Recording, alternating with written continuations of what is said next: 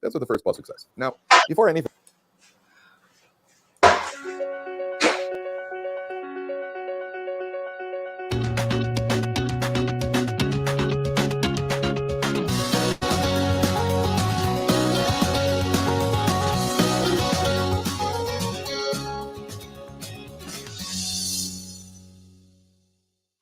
Okay, let's go to ParshahBeshalach. So the Torah says like this: "VaYhi Pharaoh Esau." Pharaoh sent out the nation. Page 366. Pharaoh sent out the nation. V'lo nocham Elokim derech eretz plishtim ki karov. God did not take them by the way of the Philistines. It was close. Ki amar Elokim pedi nochim am b'rosam nocham v'shol b'tzayma. I'm worried that the people will see the threat of war when they go via the plishtim, and they're going to want to go back to Mitzrayim. Okay, that's what the first pasuk says. Now, before anything, you notice that it says "V'lo nocham Elokim derech eretz plishtim." God did not take them by the way of the plishtim. I mean, honestly, gentlemen, how much of a threat is it? God says, "Well, I better not take them by the way of the Philistines because they might see the Philistines come out armed. They'll get the Jewish people are going to get spooked and they want to go back to Mitzrayim." You just saw 10 plagues. You just saw the Mitzrayim get bad. Are you really going to get spooked? I mean, honestly, if the Philistines are not as tough as Egypt, what are you really going to get? You're really nervous about it? You're really nervous? You're going to see the plishtim and you're going to come back? The answer is first of all, yeah. The answer is first of all, yeah. Peyton Manning was booed. Right? Peyton Manning was booed in the last game by the Denver fans. Peyton Manning was booed. Why do you think I bring that up? Peyton Manning was booed. They don't know who Peyton Manning is. That's also problematic.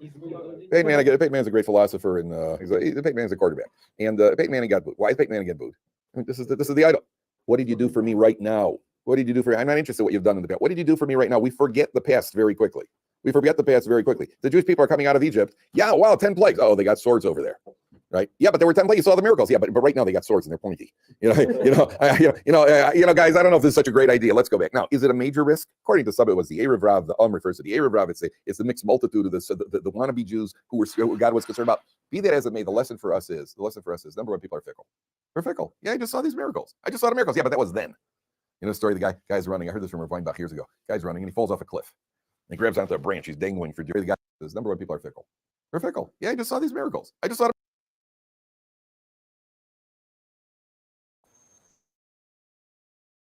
Shoot, sorry. Tricky because it's like the same button that is view tab. It also is right where stop share is. So it's kind of annoying. Go with one hand. So let's go with one hand. Says, please, is there anybody who can help me? Says, yes, this is the Lord. Let go with the other hand. Is there anybody else up there?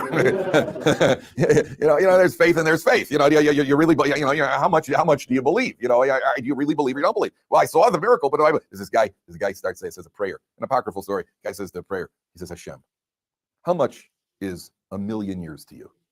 Says Hashem says, a million years to me is a minute. He says, and Hashem, how much is $1 million to you? $1 million to me is a penny. Says Hashem, can I have a penny? He says, sure, in a minute.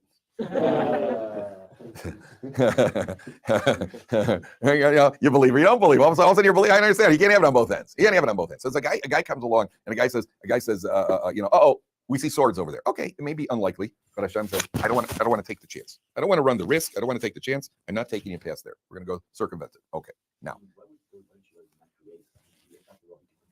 Yeah, but then it's a good. Why does he even have that route? Because he doesn't want to take him through the Philistines. He could, but they didn't do it. There's no reason to. Let's take him around. Why should we go that way? It doesn't have to go smiting everybody. Philistines didn't do anything wrong yet. They don't deserve anything to get smitten for it yet, right? So they don't deserve it. The Egyptians deserve it. You can't go smacking them around for no reason. It's a good question. It's a valid question, but that's now. There's a very important life lesson here. There's a very important life lesson here. There's a life lesson. Sometimes in life, not just about Jews, all Jews. We have tests in life. We have tests. So a guy says to me, well, I went to the beach and I failed my test. Or whatever the beach tests are, right? Usually beachettes. So I went to the beach and I failed my test. I got news for you, buddy. You didn't fail your test on the beach. You failed your test when you got on the bus to go to the beach. That's when you failed your test. Your test wasn't at the beach. Once you got to the beach, that's not a test. You're dead. You're absolutely dead. Your test was, am I going to go there or not? This is a very subtle point in halacha, and we overlook it. A guy says to me, I've had a guy once tell me, we want to go downtown to a bar and review Gemara. We're going to review Gemara in the bar downtown. Have a couple of beers and chill. I don't understand. Why don't you buy beer and bring it here and you can chill in the base measures with your beer? No, we'll chill in the bar. We'll chill in the bar. And then next thing you know, I failed some tests in the bar. You didn't fail the test in the bar. The guy says, I failed the bar exam. You didn't fail your test in the bar. You failed long before you ever got to the bar. You failed as soon as you head in that direction. Your test wasn't what's going to happen in a bar. What do you think is going to happen in a bar? You're going to talk philosophy? Somehow I think not. Your test was, am I going to go down to the bar? Once you've decided that, then you failed the test. Our job, what's that? You could turn around. Then you have overcome. You've had that tug of war. You could turn around. But assuming you didn't turn around, to the contrary, you picked up speed, and then you got there. And then when you got there, you picked up even more speed, symbolically and literally. And then what do you call it? And then things happen. So then it's not what do you call it? It's not like, oh my goodness, how could that have happened? It's like when you're in college and at the frat parties. The next day the girl says, oh, I can't believe I did that. You can't believe you dove into a punch bowl like a fish out of water. Right? And then the next day, that wasn't when you failed your test. You failed your test by showing up, by setting foot in there. What do you think was going to happen? What do you think was going to happen when you go into fraternity for a party with alcohol and guys? What did you think was going to happen? The answer is you failed it when you made the decision to go there. Our job is, the Torah is teaching you, not overcome the test when you confront it. Of course, if that happens, sometimes we're confronted with tests where we weren't ready. Your job is, don't get into the situation of the test. Don't get into the situation of the test. You failed the test by putting yourself into that situation. So the Gemara says, imagine a guy comes to a crossroads. Guy's walking, he comes to a crossroads. So there's one route that leads past, Bnei Brak. One route leads him past Bnei Brak, and the other route leads past, Dizengoff Square in Tel Aviv. The guy says, well, and you could go both routes in order to get to your destination. And the guy says, well, I guess I'll take the Dizengoff route and I'll overcome my context. Bnei Brak is like the most religious part of Tel Aviv. It's basically Jerusalem outside of Jerusalem, for lack of a better term. And then Dizengoff Square, which it's more of a circle actually, but is it? It might just be Dizengoff Street. I forget. But anyway, Dizengoff, it's like a how do I explain it? It's like it has a lot of shops, a lot of good restaurants. It's basically like when you think of I don't think there's clubs there, so I don't know why he's using Dizengoff as an example. Probably just because he can't remember. I mean, honestly, I don't even remember what part of Tel Aviv most of the clubs are in. But the point is, he's basically saying, you have the religious way here, and then you have the secular way. And he's just using a contemporary example for that. It's hard not look at anything inappropriate. As opposed to going to Bnei Brak, where about the only inappropriate thing he'll see there's a Baba Basra, right? So he's, that's about as bad as it gets. So now he decides, well, instead of going through Bnei Brak, I'll go through Dizengoff in Tel Aviv. So he goes through Dizengoff and he doesn't look at it. I think he keeps his eyes closed and he doesn't look at the Mamish. The Gemara says such a person is a Russia. Or doesn't mince words. You're a Russia. You're a bad person. You know why? Because you shouldn't have put yourself in a state of test. Who told you to go put yourself? You don't have enough tests. You need to find more. What are your thoughts on that? It's almost saying it's better to not put yourself in a position to be tempted than to tempt yourself and overcome it. Well, yeah, because that if you're trying to put yourself into temptation and you're having to overcome it, that means there's a good chance that you're not going to overcome it sometimes. And if you avoid the situation altogether, there's no option of not overcoming it. It just doesn't happen. Yeah, whereas it's still possible to overcome temptation, but if you're putting yourself in front of it, it's almost like you're trying to be like, oh, look, it kind of reminds me, how Gandhi, he apparently would, it's super uncomfortable, but basically he had an inappropriate relationship with his, I think it was his niece or something, but supposedly nothing ever happened between them. They would just sleep together, like literally just in that literal sense, because he wanted to, like, I really have no clue. Something to do with karma. I'm not even. You sure it wasn't he wanted to bring back some sort of mystery, or No. You're thinking of another bald-headed guy. Oh, another bald-headed guy with underage girls. Sorry, it Yeah. gets confusing after a while. But no, like I think there's something to people using that as an excuse in order to, do evil things, or in order to get away with what they're trying to hide, by being like, oh look, I'm just overcoming. The reason I hang out in the red light district all the time, it's because I'm strengthening my will. Like, no, come on, just admit it. You like looking at what you're seeing in the red light. I mean, like, for instance, I feel like there is also maybe a bit of like area where it's hard to say, because, for instance, imagine you have someone who, like, they're like, what would you say about someone who, like, they're a pastor or something, and they're ministering specifically to people who are sex workers?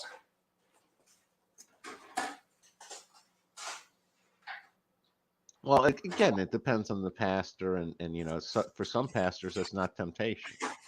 It depends on the individual. Yeah, and then you have the people who they're doing it just to have an excuse to be around them. What I see it as like, it's sort of like an alcoholic owning and running a bar. It's just not a good idea. Yeah, probably not.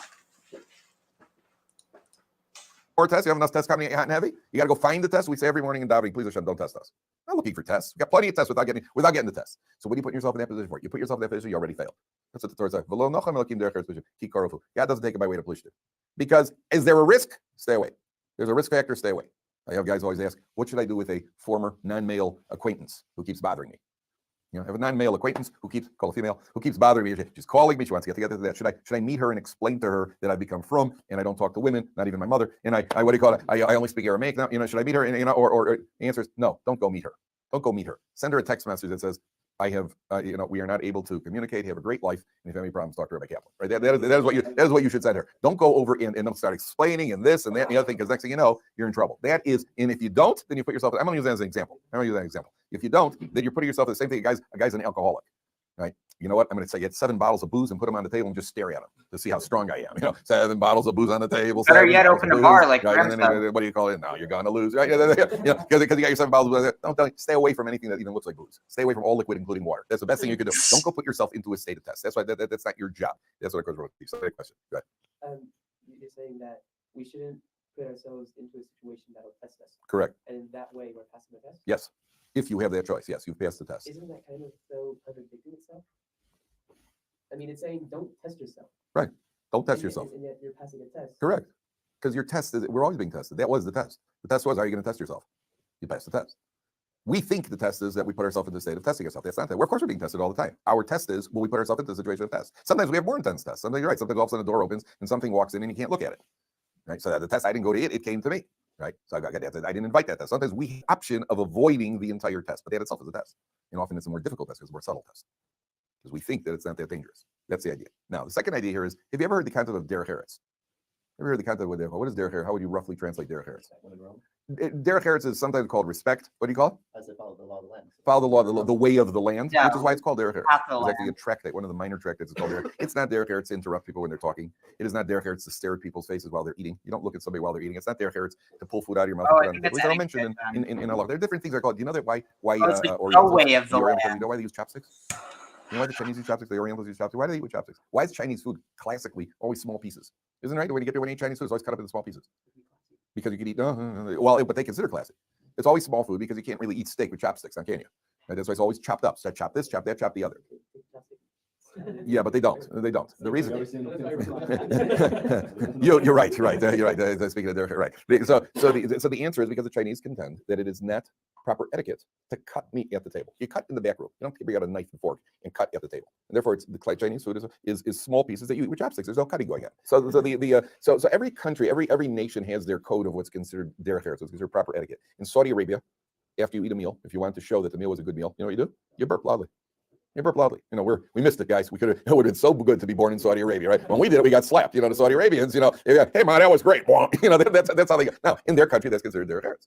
So every country has their code of their. In England, they drink, with their pinky sticking up in the air. That's etiquette. It's proper etiquette, not to touch the queen. Is proper derech eretz. You don't touch the queen unless you're the president's wife in the United States. In which case, you give her a bear hug, right? Or a high five. That's proper etiquette. So every country has in halakha, there's proper etiquette. You don't talk with food in your mouth, and you don't look at somebody else while they're eating, and so on and so forth. Why is it called exactly what you're saying? The derech eretz literally means the way of the land. This is proper. This is what's accepted. You don't talk with food in your mouth, and you don't look at somebody else while they're eating, and so on and so forth. Why is it called exactly what you're saying? The derech eretz literally means the way of the land. This is proper. This is what's accepted among us as being polite and being proper. So when the commentary says the Jewish people are taken out into the desert, now what's about to happen? The literal meaning here is he didn't take them by way of the Plishtim. When the commentary says he didn't take them with regular derech eretz, with the regular way of the land. What's the regular way of the world? The regular way of the world is water comes from above and food comes from below. What happens to Jewish people? Food comes from above and the water comes from below. Right? Derech eretz. God doesn't take them. We're going to get a completely new relationship with the Jewish people where for 40 years, you realize that the first kid into the land of Israel after 40 years in the desert said, hey, here's rain. Well, there's wheat and food growing out of the earth. This is really weird. Because for the last 40 years, he's had manna from heaven and he's had water. He's had the well of water coming up from the desert. Never seen rain. He's never seen manna. They come into the land of Israel. My parents told me this. I didn't remember this, but we lived in Israel when I was a little kid. We lived here for about 3 years. And I went back to the United States. I was about 9 years old. And a guy came to the house who was I think he was doing his doctorate in psychology, something like that. So he wanted to give me an IQ test. Sort of IQ test, one of these evaluation tests. So I did the number. It was so high that they couldn't even get to keep the number on the chart. And that was a joke. So the guy comes in and he says to me, one of the questions he asked me was, what color are apples? So I said, green. And I looked at my parents, in front of my parents. Somebody asked me, what color are apples? What would you say? Red. And the answer was because we lived in Israel. The answer would have been, depends which ones. That's what a smart kid would say. At the time, the apples were mostly green apples. In my mind, the apples green. It has to do with what's the derech eretz. What is the etiquette? What's the etiquette like in Israel? They had a big, there was a big missing space there on that one over there. But that's what derech eretz is. The normal way of the earth is rain comes from below, food comes above. They did not head out in the way that the world normally runs. Okay, we'll see tomorrow morning.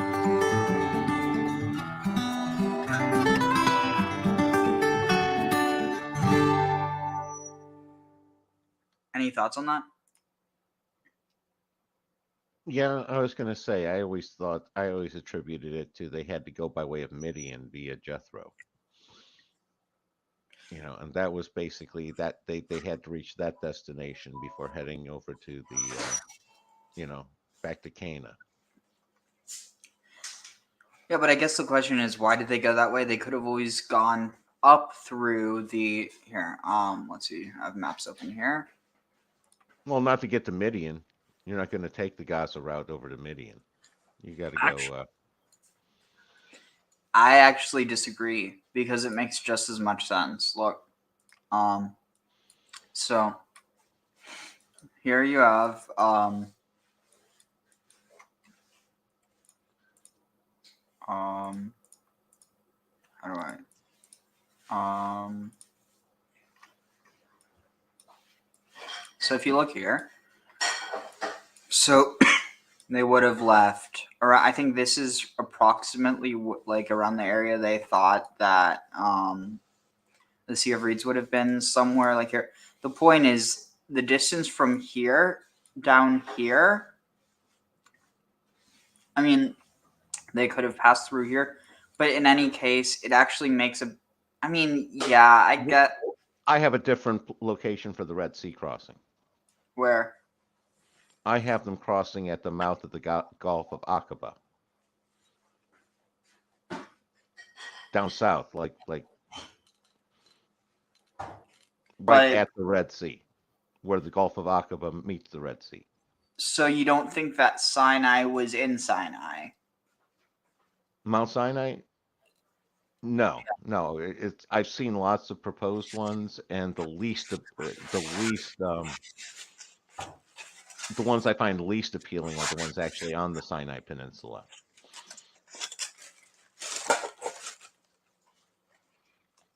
So where do you think it was then? Well, it depends. Remember, I have lots of multiple exoduses.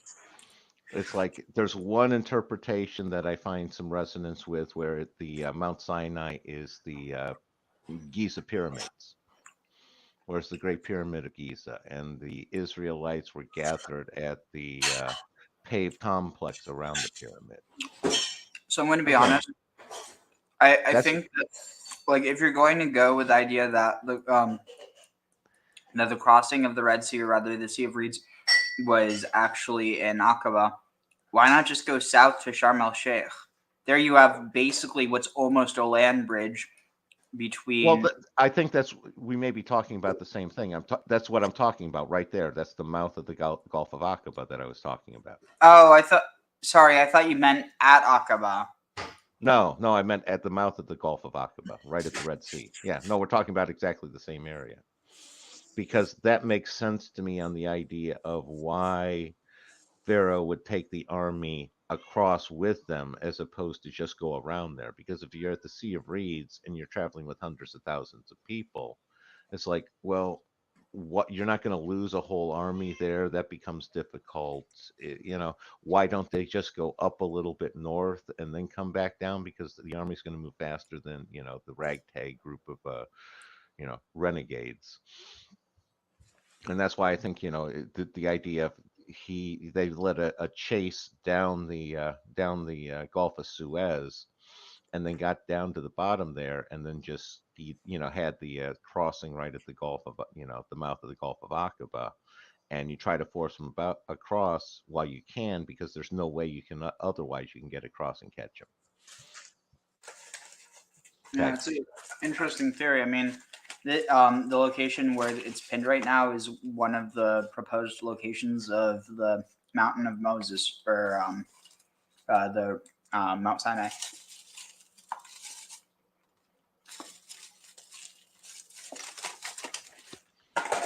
No, interesting. I was going to say that one over there. Again, the mountain right outside of Petra is one that I've seen proposed. There's been a few other ones over in Midian as well, not quite as far east. How far is that from Tama there? Wait, so you think it's Seir? Yeah, or just across the Gulf of Aqaba from Seir, because isn't Seir still on the western side? Well, so look at this. This is Mount Seir. Now look at this. Wadi Musa, or like the wash, or Yeah, wash. that's where. Yeah, Wadi Musa is where Petra exists, and they have ancient platforms on the top of the mountain there. Interesting. There's also locations more in Midian proper that are possibilities as well. Again, for me, the traditional Mount Sinai, where the monastery of St. Catherine's at, is like the least, that's the least likely one that I've seen. Interesting.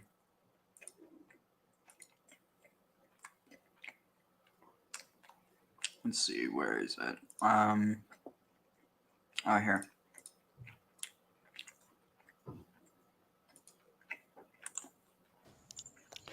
Parashat Beshalach is the great parasha of the Hebrew emergence from servitude.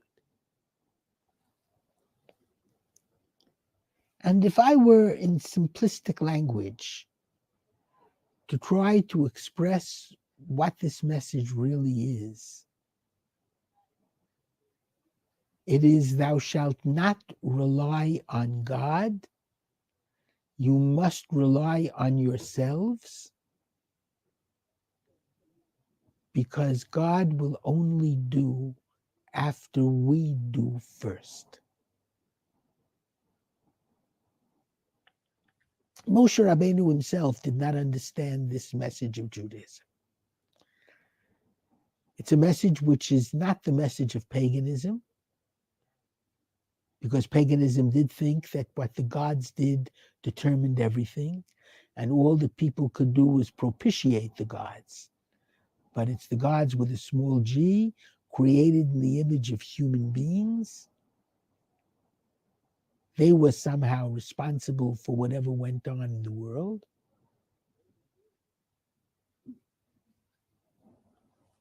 Moses almost falls into that trap. Because in the book of Exodus, chapter 14, when the Jews are very frightened because the Egyptians are coming to bring them back to their Egyptian servitude, and behind them are the Egyptians, and in front of them is the Reed Sea, and the waves are very threatening.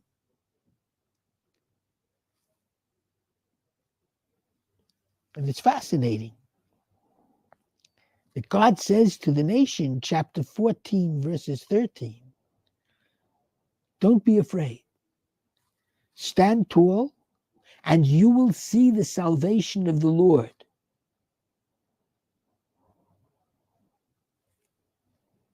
God will do battle for you.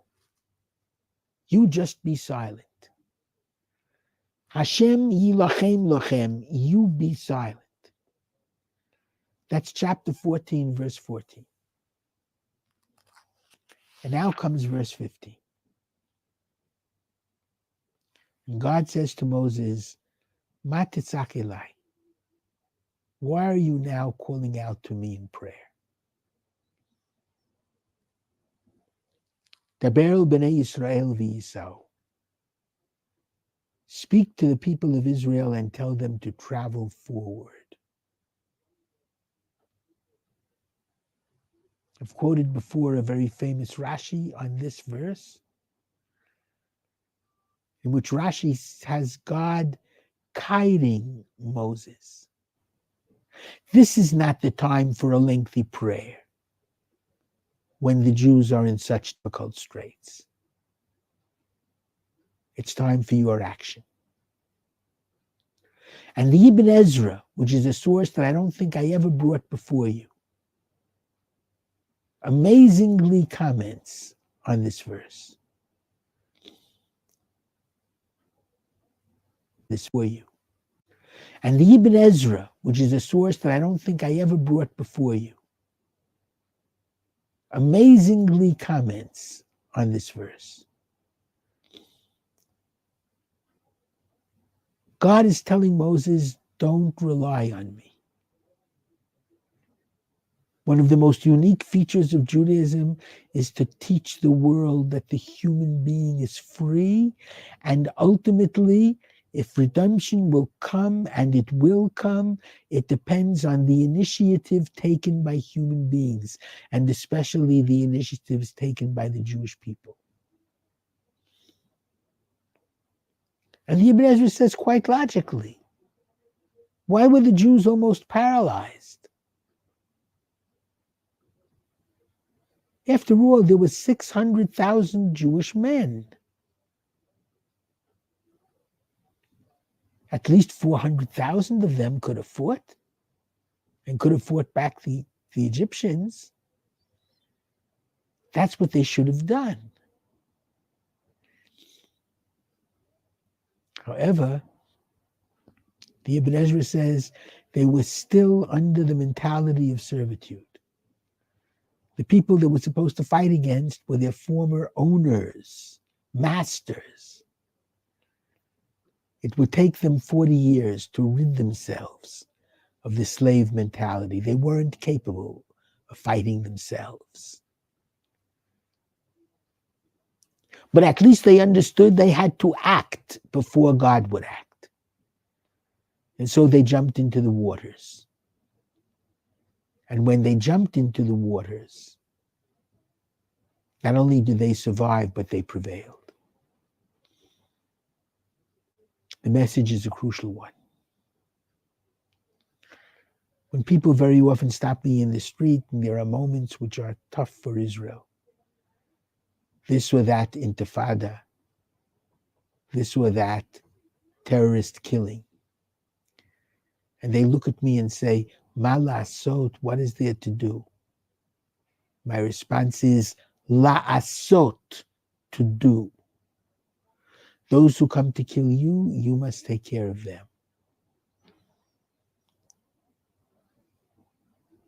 We have to be strong. I also do want to stress, just because of how heated things can be, this was 6 years ago before any of this stuff, going on right now. And God, given not to say there wasn't tension, but he's not talking about what's going on in Gaza right now. We have to act, and we have to stand up for ourselves. I mean, in a sense, he is, but not directly. Abol l'taher mesayim lo. Those who are coming to purify, God will help them. But God will only help them when they help themselves. And the initiative must be taken by us. In effect, we learn from this amazing Parshat Beshalach that the human being is responsible for his own redemption. And only when we begin to fight like that, and to act like that, and to believe in that, will the redemption come. We say at the end of the blessing before the Amidah every morning, Tzur Yisrael, Rock of Israel, Kuma be'ezrat Yisrael, arise with the help of Israel, not to the help of Israel, but with the help of Israel. God will only arise and redeem Israel when he is working after the initiative has been taken by Israel. This is our challenge, and this is our strength, because we are the generation which rose up, did not wait for the Messiah to come, but we paved the way to the Messiah before he comes. And therefore we now may hear Messiah to come, but we paved the way to the Messiah before he comes. And therefore we now may hear his footsteps. Shabbat Shalom.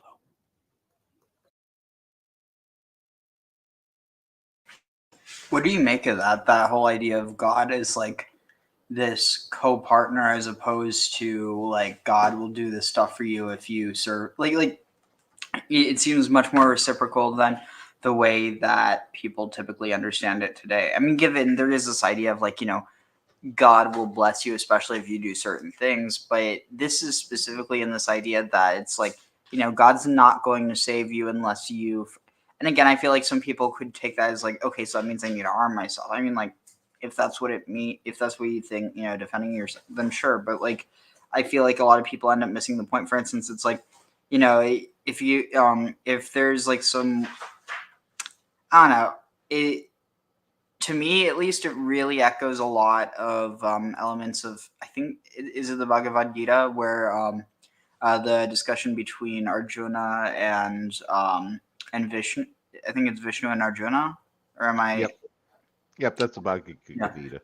Yeah, but the idea that like you have to fight in order to protect your family and yourself, and even though the people coming to attack you are your family, it's like you can lay down your weapon, but that's not going to stop them from killing you. And so in that context, it's about, I mean, you have that element in Judaism as well, the idea of the rodef, of the pursuer. If someone's coming to pursue you and to take your life, you're supposed to kill them first. Again, there's some people who take that to weird theological levels, like, oh, if it's someone who might, that like that, I think that gets really problematic. But again, it's like not something that's really mainstream at all. I think that it's basically just the idea of self-defense at its core. I mean, oh, hey, Avi, how was your trip?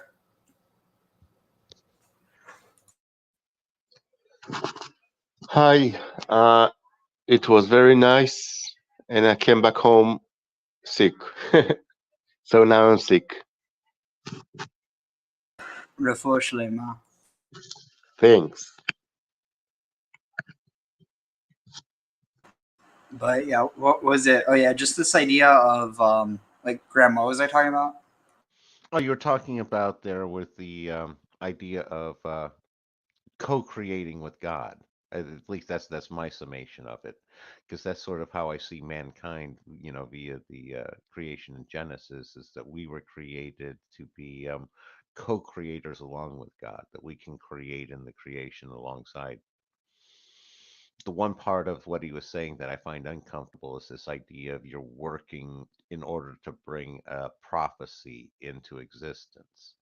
To me, that's not so much a prophecy as it is a long-term goal that you're working towards.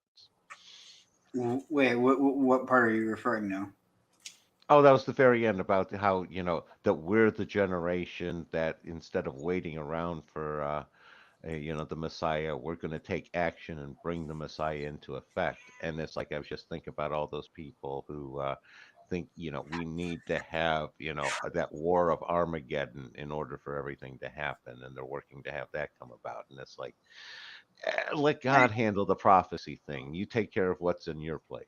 That's sort of my approach. I think when you're trying to step over, you're stepping over your bounds. I think you might be reading that into it because, like, just at the like, of course, there's some people who they might view it that way, but at its base, it just refers to this idea of, like for instance, there's this idea that, like part of the reason why Chabad has houses like in a bunch of different countries is because of this idea that it's not that there has to be Jews like literally everywhere, but that there has to be at least like one Jew in every place, and that like and so like in that sense it's little things like paving the way, like he's saying, but it doesn't mean that what's the word? It doesn't mean that it's this idea of like, oh, we're going to bring the Messiah. Or it's the idea that we're paving the way, or by doing certain things. But again, I feel like there's some people, especially like the Sabbateans and the Frankists, that took that in a really creepy and really weird direction that one of our contemporaries is actually taking it in. Yeah, and that's sort of my point. Is it's when you start trying to bring prophecy into existence. To me, I think that's an individual overstepping their bounds. Their bounds should be focusing on what they as an individual should be doing, and let God worry about the prophecies. Tag, and I think that's part of the whole Arjuna thing in the Bhagavad Gita as well. You're supposed to fulfill your role in your role in the world. And if you step outside and you lay that down, then you're screwing up the whole system because you're knocking everything out of whack. Tag. Well, but see, that's the thing. What you're saying is what paving the way is. It's the idea that like I think one of the interpretations is that in order for the Messiah to come, that so it's interesting. So the Christians believe that in order for Jesus, well, again, not all, but there's a branch of Christianity that views it that Jesus won't come back until all the Jews believe in him, or until a certain amount of Jews believe in him. Now, notice this. So if you take that away from the language of Jesus and Christianity, essentially what they believe, I'm not saying what actually is the belief, but what they believe is the ideology is basically that according to their ideology, when Jews finally believe in the one true God as they should, then the Messiah will come back. Now, what religious Jews believe is that same thing, but separated from any idea of Christianity or Jesus. That when Jews finally return to the one true way, again, not saying one true way for everyone, just the one true way for Jews, which again, I personally have some issues with this idea that it's like it has to be. But again, whether that means like this one true way is referring to one path or like one road with 70 different lanes, or whether you're talking about someone who's viewing it much more within this idea of you have to believe this and you have to believe it this way. Like I think that gets really weird. But the point where I'm going with this is that basically in both traditions, the belief is that the Jew, and again, it's kind of weird outside of the context of Jewish traditions, because when you get to Christians, like, okay, why is your prophecy so connected to a people that sure, there's a connection historically, but like it feels very appropriative and very weird. But in either case, the belief that when Jews finally return, and again, it's not saying that they're like Jews don't believe, it's more so like when Jews actually, and so that's the idea of the Hasidic movement, that Jews aren't just supposed to do this out of a fear or out of this hope that things will get better, but this idea of like doing the mitzvah doing the mitzvot out of like true love for God, not this just idea of fear or of like self desire, but this idea of like love for God. And so I think that there's a lot of different ways that people end up understanding this whole idea. And so I think to say that people trying to fulfill a prophecy, I don't think that's inherently bad. It's how they're fulfilling it or trying to fulfill it. Oh, I agree. I was just signaling that out, that I have problems with the way that some people go about it. Because some people, they see that they need to do, but like you said, with the Sabbatines and the Frankism, the idea that you need to do bad, you know, the world needs to be bad for the Messiah to come, so we're helping bring the Messiah about by being bad people and making the world worse. I understand the logic behind that. I just disagree that that's the right choice that a person should make. That's all. Yeah, I do just think it's important to clarify nobody is saying that here. Oh, I agree. I was just counseling against those out there in the world that do say that. Very true. And I think what's even worse is when people are doing things and it's not even a matter of they want to do it because it's bad, but they actually just either don't recognize that it's bad or they don't even talk about it like it's bad. Like, then again, I guess at the end of the day, action is really what matters, not so much of the reason, even though at the end of the day, I do feel like, I don't know, it's one of those things where it's really just hard to say, which is, honestly, things don't have to be bad or worse or, better. It's just like things are bad, and if they're bad, they shouldn't be done. Yeah, I break it down to, that the first level is, does the bad thing happen or not? If it happens, it's bad. Did the other person intend for that bad thing to happen? That makes it even worse than if they didn't intend it. It's sort of like a multiplier. With their intent's a multiplier over the offense. Okay. Yeah. Anyway, so let's get started. Where is it? All right, here. ברכו את אדוני ימבורך, ברוך אדוני ימבורך לעולם ועד, ברוך אתה אדוני אלוהינו מלך העולם, אשר בחר בנו מכל אשר בחר בנו מכל העמים ונתן לנו את תורתו, ברוך אתה אדוני נותן התורה. Oh wait, no, was it here? No, here. ויהי בשלח פרעה את העם ולא נחם אלוהים דרך ארץ פלישתים כי קרוב הוא כי אמר אלוהים פן ינחמם בראותם למלחמה ושובו מצרימה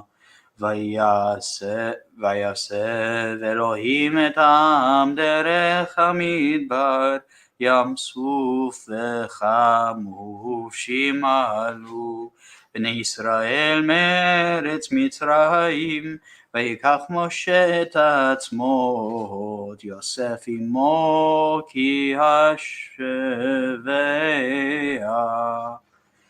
השביע את בני ישראל לאמור פקוד יפקוד אלוהים אתכם והעליתם את עצמותי מזה איתכם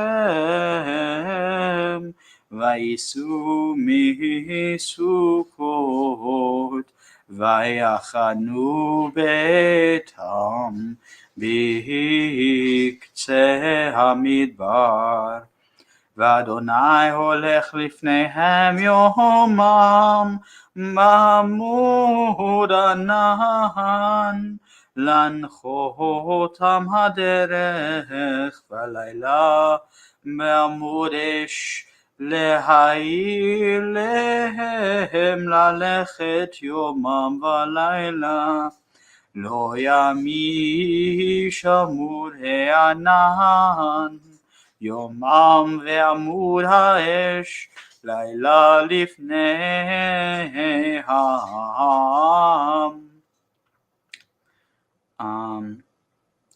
And so it was when he sent, or when Pharaoh sent the nation, the people, and Elohim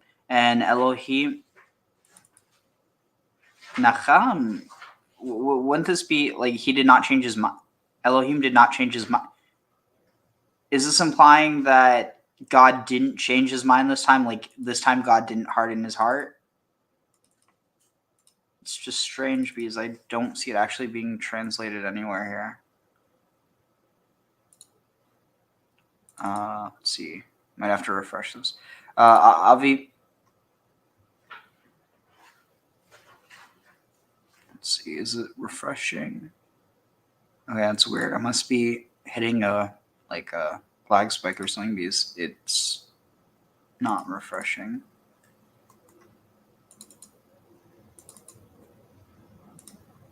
This is why it's not going to be reliant on technology. But I'm getting a lot better with my knowledge. Okay, let's see. Try now.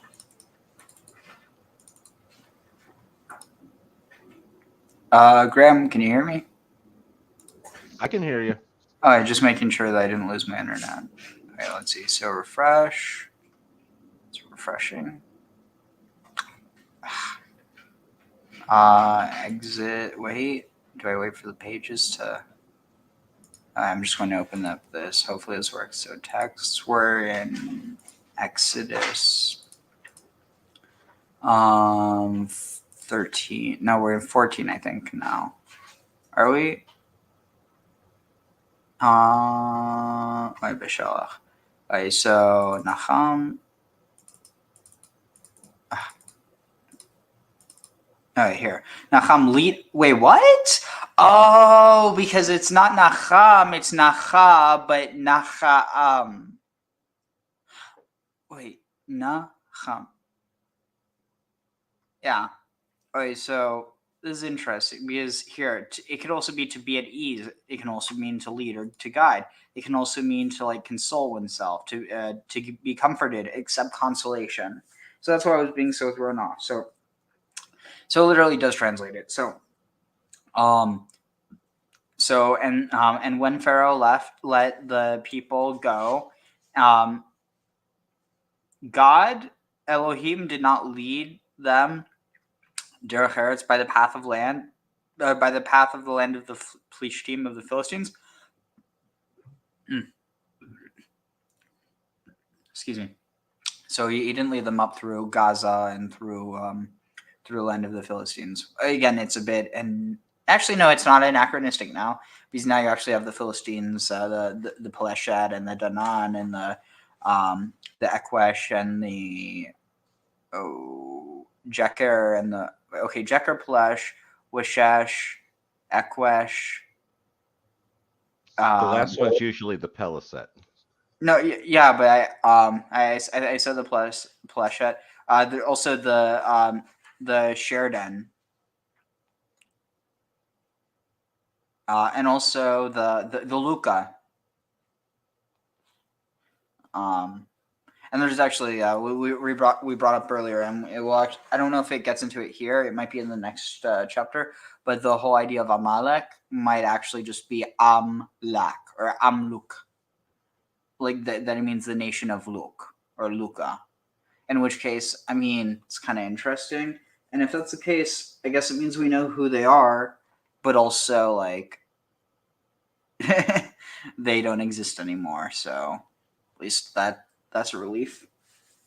But the way it got interpreted is much more within this theological level, where it's like was it like Malak? I forget exactly what it is, but there's a tradition where it's like the blood lickers or blood lappers, like they drink blood, or it goes into all these weird things. And there's a tradition that they could turn into animals, and so that's the reason why they were supposed to kill all the animals, because they could turn into them, and that's how the king got away. It's a lot of interesting stories, but yeah, I was going to say I've been deep diving into I forget who the guy's last name's Friedman, but it's the history of the world by a Jew, and he does a really great job breaking down the whole Bronze Age collapse, who the sea people were, and all that one. and him breaking down to the idea of the tribe of Dan being one of those sea people who got incorporated into the land of Israel later. Again, it's interesting stuff that he's talking about, and he goes into a lot of detail and supports it pretty well. Oh, right. I forgot about the Shekelash. And there's a theory that the Shekelash might have been the origin of the tribe of Yisachar. Because Yisachar and Shekelash are basically synonyms. Because Shekel-esh or Shekel-ish means like man of hire, man of shekel, like man of like a price basically. And then Yisachar or Ish-sachar could be a man of like hire. So it's interesting.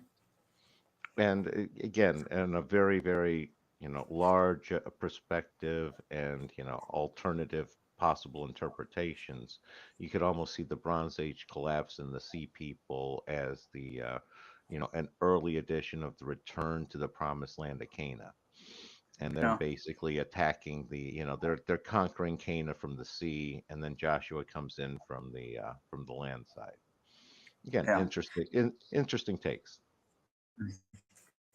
So he didn't lead them by the way of the land of the Philistines because even though it was closer, because Elohim said, "Lest you be comfortable, or lest you be led." No, lest you change your minds, lest the people change their minds, birotam, in their seeing of war, and they will return to Egypt.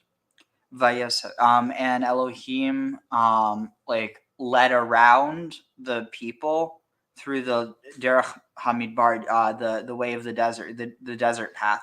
Yamsuf, the wilderness, Hamidbar Yamsuf, the wilderness of the Yamsuf. So it's interesting because that might support your idea that it's this idea that it's a Yam could go into the idea that, well, why did they later think that the Red Sea was the Sea of Reeds? Maybe it's not as simple as red and reed sound similar in certain contexts, but that it was actually due to a closeness in location, but then also the fact that it's associated with the wilderness. Whereas if it was just right by Egypt, why would it be associated with the wilderness? It doesn't really make as much sense. Yeah, and other uses of is it Yam Soph in the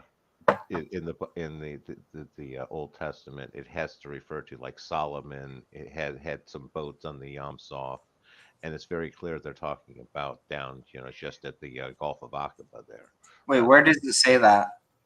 Oh, I forget. I'm getting it from the one guy's podcast. I'd have to go back and look at that one. I guess if you look at Yam Soph and appearances, you'd find it. Okay. In Exodus narrative, Yom Su. Okay, let's see. Let's see.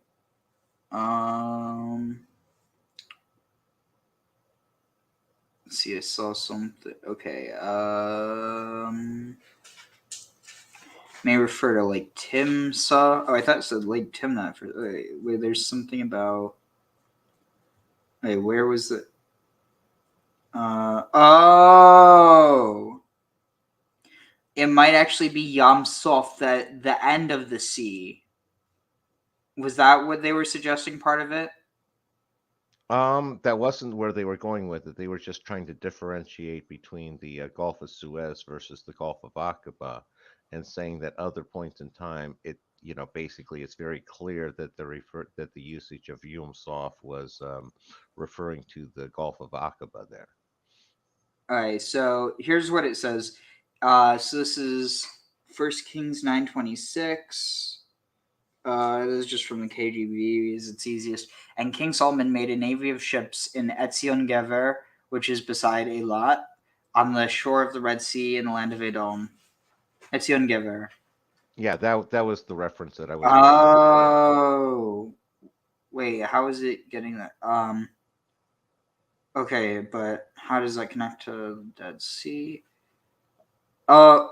So, okay, this is interesting. So apparently the Septuagint has it as the extremity, the shore of the extremity of the sea, which would be a cognate, or what would be like direct translation of Yam Soph rather than Yam Suf. because suf means scroll, sof means end. So if we're talking about the the entrance to the Gulf, it's an entrance, or is it also an end? Especially because that which is what is it? Actually, I forgot where I was going with that.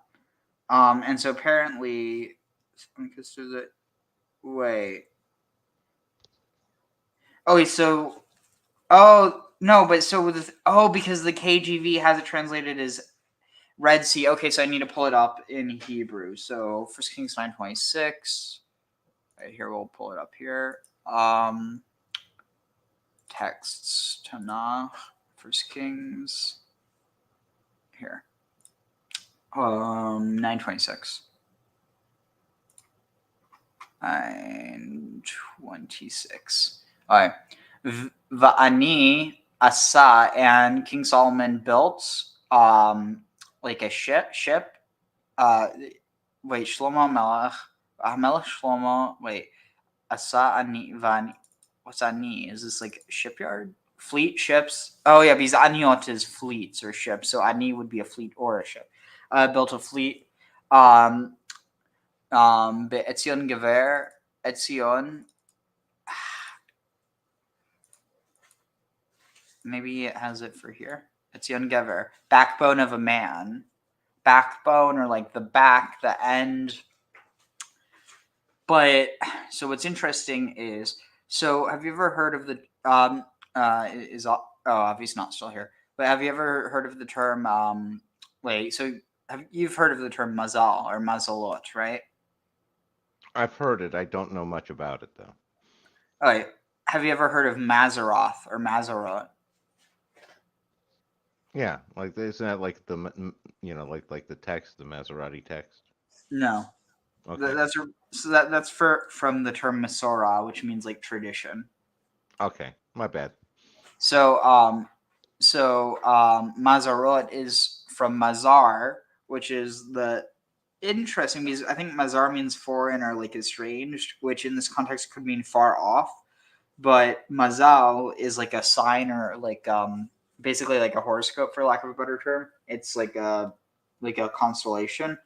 But what's interesting is that so lameds and reishes kind of get interchanged, and if you do the same thing here, Etzion Gever could actually be Etzion Gevel, or and so Gevel, if we were to look this in here, Gimel Bet Lamed, enter. So Gibor means strong, mighty, all this stuff. Warrior, man, mighty one, blah, blah, blah, courage. So if we go back up here and type in Gevel, we get border territory. So if it's Etzion Gevel, that means it's the, like, what is this? Etzion, let's see. Etzi.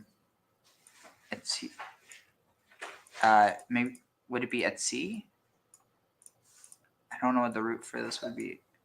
At sea, to press or squeeze, to oppress, wooden, trees, wood, happiness. It's maybe just Etzion. How does this not show up? Anyway, I don't know. The point is, Etzion Gevel could actually be. It seems like Etzion might be, but you don't need it, because in any case here it says so Etzion Gever, which is near. That is Etzion Gever. That is Et Elot. So this is okay. So this doesn't even say, so somewhere elsewhere called a lot. So apparently Elot and Elat is the same thing. It's also interesting because holy crap. So this is interesting. So Elim means gods, but I wonder if Elot actually means goddesses.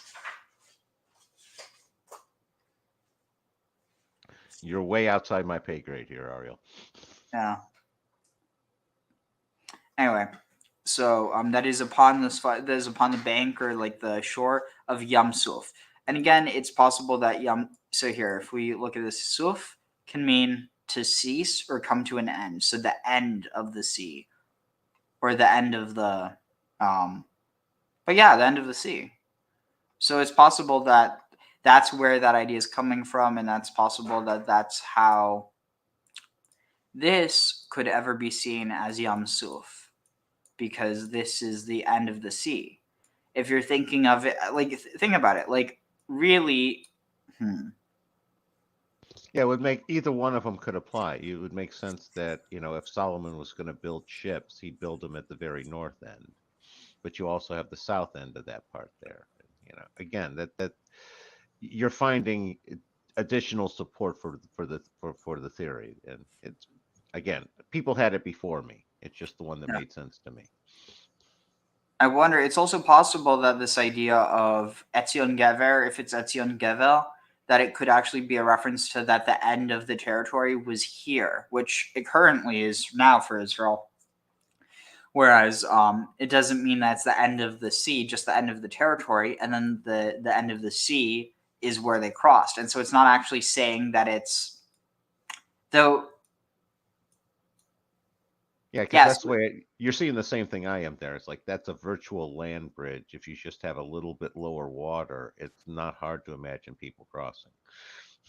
Yeah, so let's see, where is it? Yam Suf. Right here. So if you look here, the other thing, okay, so Sea of Rushes, of Red Sea, of arms of a Red Sea, of Gulf of Suez, of sea. Suf could also be seaweed. Come to an end. What was I looking for? So Yam Suf, let's see, get very near a lot on the shore of the sea. Okay, so it says it's on the shore of the sea reeds in the land of Edom. I forget where I was going with. Anyway, let's continue. Okay, so let's see. And the chamushim. There's this, no, chamush, chamush in battle arrayed for battle by fives. So what's interesting is Hamas means violence, and that's what the Samach. Hamash means battle. So they're like, one is like wanton violence, the other is like violence for a purpose. And again, I guess at the end of the day, some people could argue it's just of the beholder, but I don't think that's the case. I think at the end of the day, what you end up doing is what determines it, not what you claim to be doing.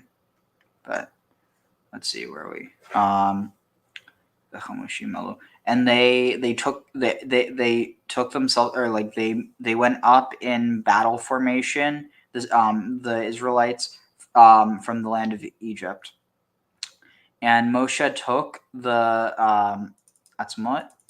bones of Joseph with him, because he certainly swore. Wait, because the Israelites, the children of Israel, certainly swore, saying, who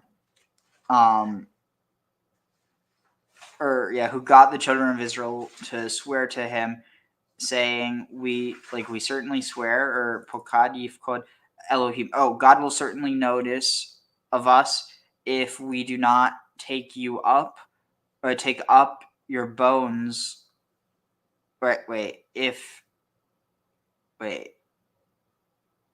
Oh, God will surely take notice of you, and if you do not, and if they do not, and if my bones, if they are not taken up from here with you, just God will notice if that doesn't happen, basically. But Yisu Misukot, and they traveled out from Sukkot, Vayichanu, and they encamped Be'etam, in Etam, Bekitzeh HaMidbar, at the edge, at the end of the wilderness. So interesting. So we're getting close to the Yam Suf. So if we go back here, looking at the map, what would the end of the wilderness be? So they set out from Sukkot, which I always see Sukkot as about, a third of the way down the Gulf of Suez on the east side. That's a rough location. This is apparently one of the locations proposed. Another one I've seen is apparently further north, but in any case, let's assume it's here. So they set out from Sukkot. So what does it mean, the end of the wilderness? I mean, it seems pretty clear it's Sharm el-Sheikh, modern day. Yeah, no, it's one of those where that just converged to the most convincing location. Especially if they end up in Midian, which is... Right across, yeah. Yeah. Let's see. Yeah, so look at this. Literally, they cross over into Madian, which is northern Saudi Arabia. I think this is a slam dunk. Especially given the Septuagint. Like, see, I'm not someone who thinks that the Septuagint came first. I think that they probably co-evolved, at least their written forms. But the fact that the Septuagint has it as the extremity of the sea is a pretty good indication that at least at one point people were reading it as Yam Suf and not Yam Suf. Or rather, Yam Suf as well as Yam Suf, given the whole idea of multiple interpretations.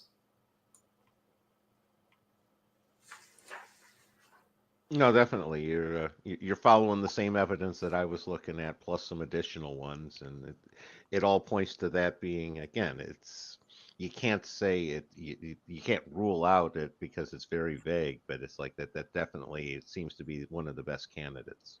Yeah. Tag. And Adonai went forth, walked forth, went forth before them, Yomam,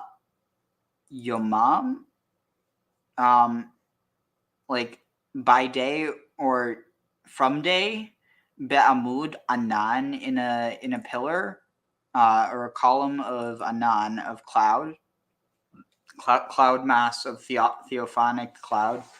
So this is the cloud that God's in. There's a good argument to be made that this is actually an incense cloud that's basically being deified, as like this idea that within the cloud of within the incense cloud is the presence of the deity. So you get some really interesting traditions there. Lan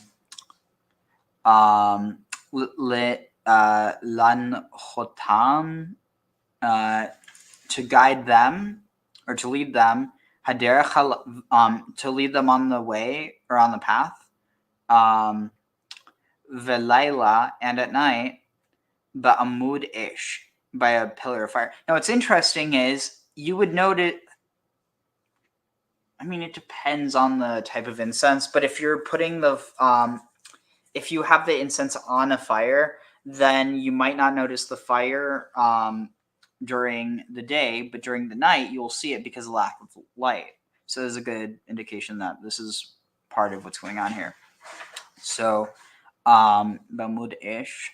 So at night, in a pillar or a pillar or column of fire, Lahair lahem, so that they could see, Lalechet, to go, Yomam valayla, so that they may so that they could go forth, Lahair, so they could the pillar of fire, column of fire, to shine, for them to go by day and by night. So it's implying because they didn't have to stop at night, they were able to get maybe further ahead of the Egyptians. Also, must have been that matzah, that unleavened bread. They probably put some other stuff in it because they had a lot of energy. Definitely. And you can see why he made the shoes last, because they were using it constantly. Yeah. All right, let's see. Lo yamish, yamash, mush, to feel. They did not wait. Lo yamish. Oh, did not depart. The pillar of cloud did not depart by day, and the pillar of fire at night before the people. So neither departed, but from before the people. So I'm going to take a quick break because we actually just went over one of my favorite Yehudim Abayim, and also that way I can drink some water. So let's see, it was Moses. No, it was Joseph's bones.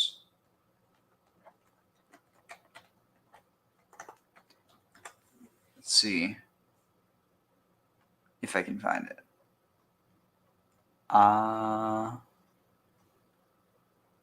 Let's see. Maybe I need a type Jews are coming. Anyway, you have any thoughts on the whole idea of the pillar of fire and the pillar of cloud? No, I was going to say, it seemed like you were introducing the concept of it was basically almost that high on cannabis, high on the cloud sort of thing, and they were having a visionary. The visions were leading them leading them forward. Not necessarily. They could have literally just been following the direction of the smoke, which is why it took them 40 years. Yeah, the 40 years, I have some other thoughts on that when we get to that point, but yeah. All right, here, I think I found משה, נטה את ידך על הים, וישובו המים, ויכסו את הרכב לכל חיל פרעה הבאים אחריהם בים. לא נשאר בהם עד אחד. תותח. מה אמרתי לכם שאחי יסדר אותנו, לא ככה? משה! משה! משה! משה! אלוהים! אלוהים! אלוהים! אלוהים! בדיוק, הוא ולא אחר, בדיוק כמו שהבטחתי לכם, הוציא אתכם מארץ מצרים, העביר אתכם את הים, ועכשיו, הפתעות לכולם! Wait, this is not the right one. Damn. Let's see. Jews are coming. It was Joseph's bones.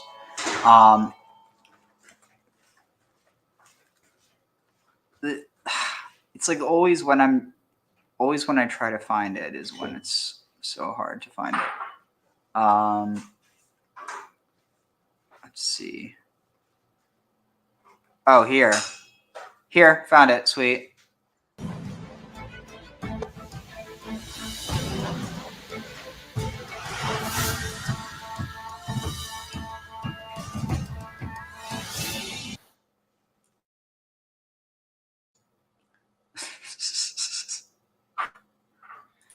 I can't believe it's like it's ridiculous. ויקח משה את עצמות יוסף עמו, כי השבע השביע את בני ישראל לאמור, פקוד יפקוד אלוהים אתכם, והעליתם את עצמותיי מזה איתכם. אוי, משה. טוב. אני חייב להשתין. כן, משה, נו, תן לנו איזה 5 דקות, מה קרה? מה בוער? בדיוק, מה? אז במקום 40 שנה תעדכן, זמן הגעה 40 שנה 5 דקות, מה ההבדל? בסדר, קחו 5 דקות, עם של קאקו. אנחנו לא עושים תחרות. יאללה, תשים אותה. הלו, זה ירוק, יגוד. מי מדבר ככה? נו מה, אני אחכה עוד הרבה? אמא! תפתח! מי זה?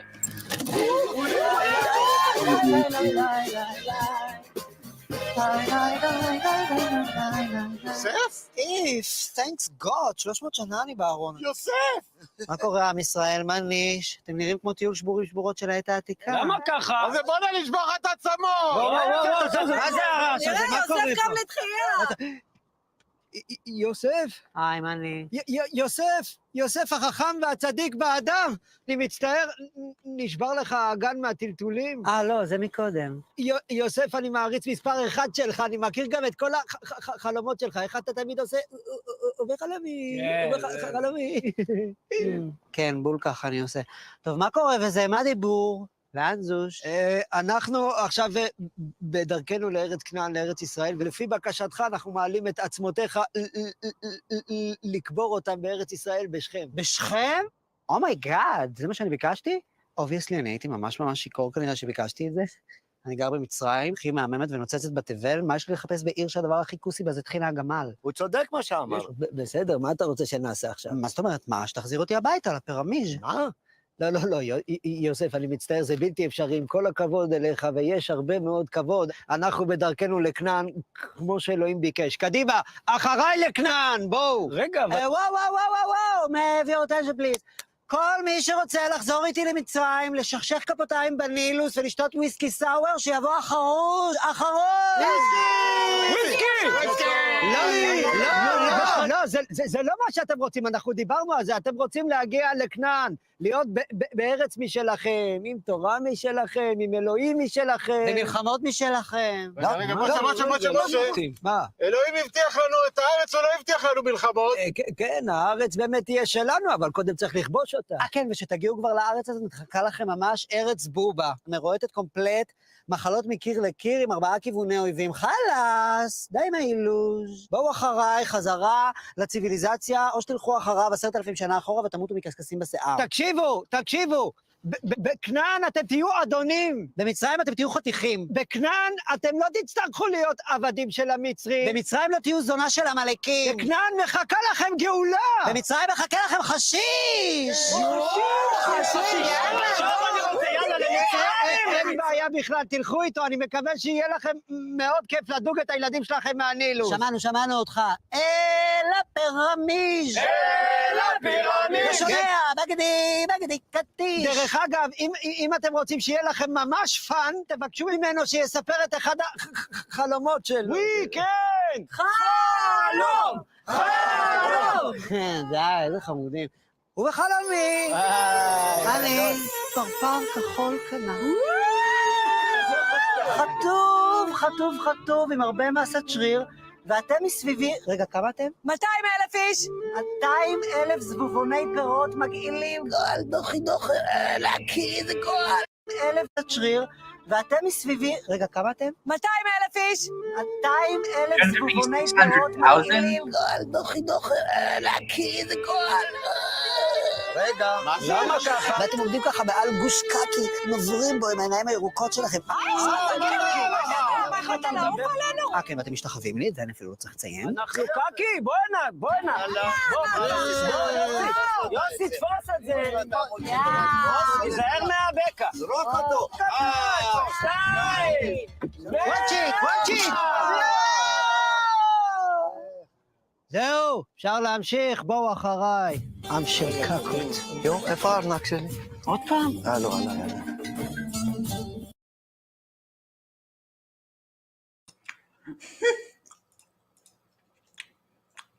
I mean, like, I get some people might be offended by that, but, like, come on.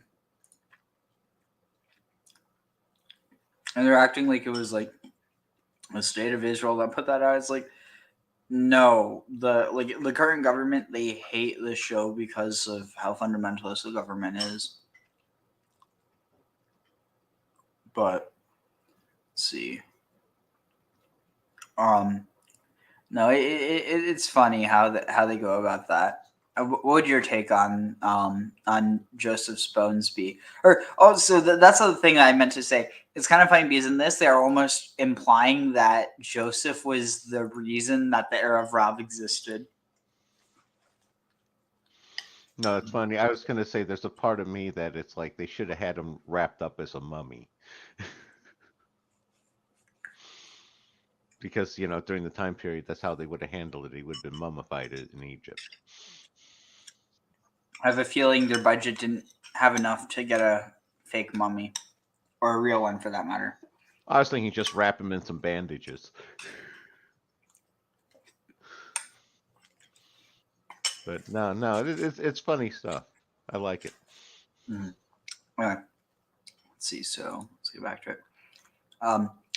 וידבר אדוני אל משה לאמור, דבר אל בני ישראל וישובו, ויחנו לפני פי החירות, בין מגדול ובין הים, לפני בעד צפון ניחכו, תחנו על הים, ואמר פרעה לבני ישראל נבוכים הם בארץ סגר עליהם המדבר וחיזקתי עיני פרעה ורדף אחריהם ויקח עבדה ופרעה וכל חילו וידעו מצרים כי אני אדוני ויעשו כן ויהו גד למלך מצרים כי ברח העם ויהפך לבב פרעה ואהב עבדיו אל העם ויאמרו מה זאת עשינו כי שילחנו את ישראל מעבדנו ויאסור רכבו ואת עמו לקח עמו ויקח 600 רכב בחור וכל רכב בצרים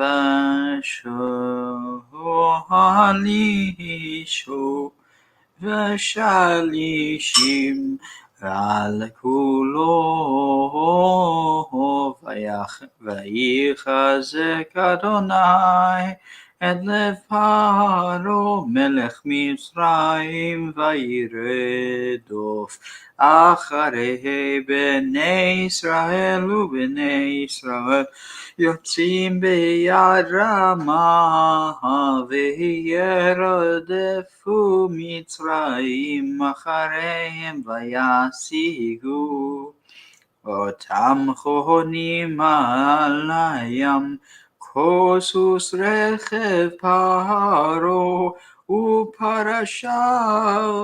ופרשה וחילו על פי החירות לפני בעל צפון ופרעה הקריב וייסעו בני ישראל את עיניהם והנה מצרים נוסע אחריהם ויראו מאוד ויצעקו בני ישראל אל אדוני.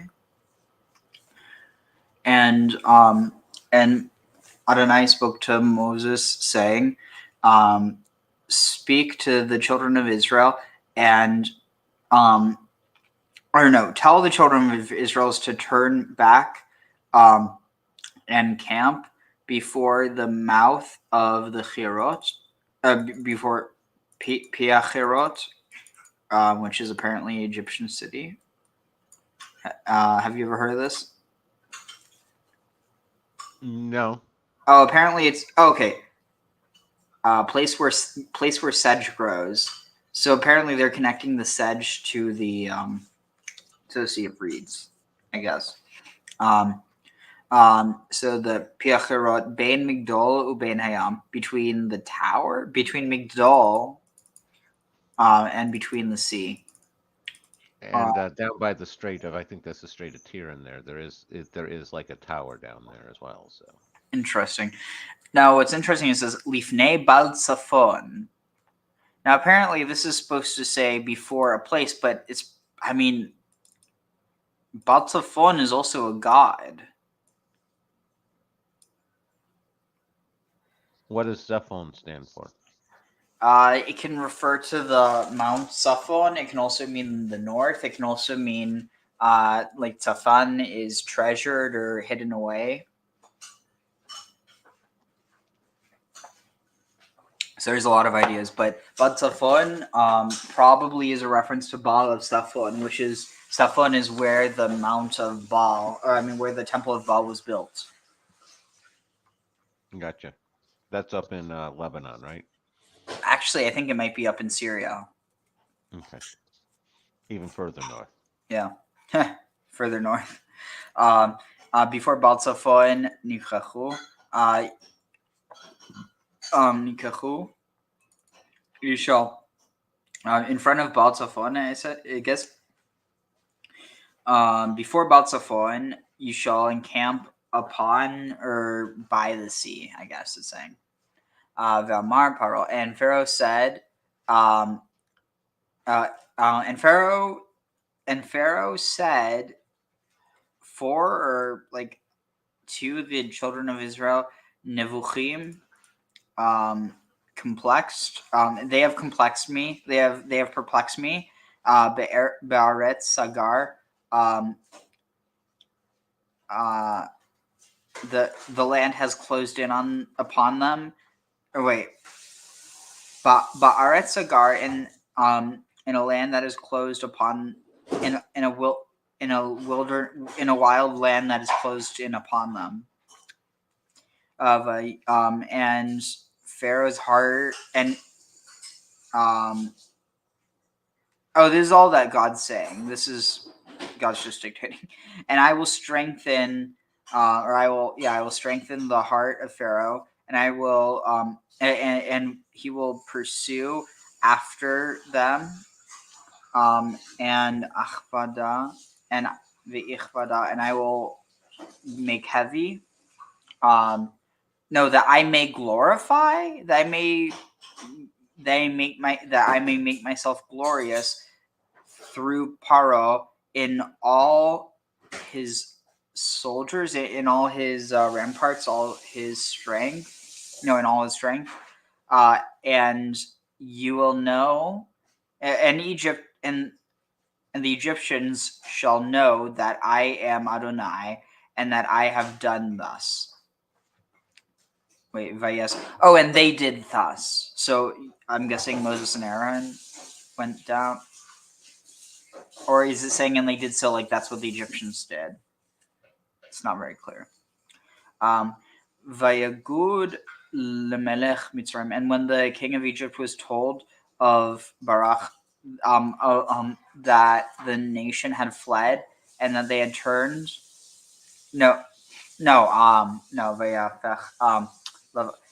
Pharaoh and his servants, they overturned their hearts, or like their decisions, a change of heart, it says, towards the nation, towards the people.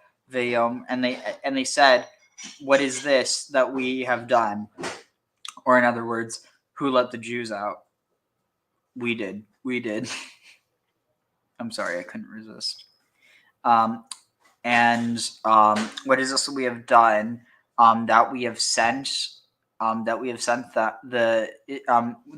Israel me'avdenu, from our service. Interesting. So notice this: Israel's being transferred from the service of the Egyptians over to the service of Adonai. Are you picking up on that at all? Yeah. Oh, yeah. Avi's back. Change of slavery, almost. Yeah. And Zero, good to see you both. Yeah. Well, welcome, Zero. So it's interesting to note that this word avadav or avdoni, the root avad, means both slave and servant. So it's this idea of both a worshiper and of someone who serves because they're compelled to, not because they choose to. Which also is kind of interesting given the different relationships people have with God. Let's see, where are we? Was that Zaphon different than the Zaphon of the mount? No, it's the same. Zaphon is Zaphon. It's the same. But they're not at the mountain yet, as far as the story element of the commandments. Wait, what were you? No, we're not to Sinai in the commandment yet. No, but they're not at Zaphon. That's what he's asking. Or are you asking about the actual Mount Sinai? Yeah, Mount Sinai, not Zion, in a way, Zaphon. I mean, they're not even close to it, so I don't think that's really of issue here. It's more so just like 𝀁 it's. I mean, you have to keep in mind this is Baal. This is like the when people think of like the Baal, when people think of Baal, it's 𝀁. The other ones are like variants of him, basically. From every, because the main temple of Baal, from what I understand, I don't know if there was a proper temple there. I'm pretty sure there was. It's Jebel al-Aqra, modern day Jebel al-Aqra. So that So tower, what? and so the tower that was mentioned as well, maybe connection with the temple. I mean, Graham, what do you think? I don't know. I mean, I'm not quite sure how to answer. Like, are you asking if this is up in Syria? Hi, I just want to know something. Yeah.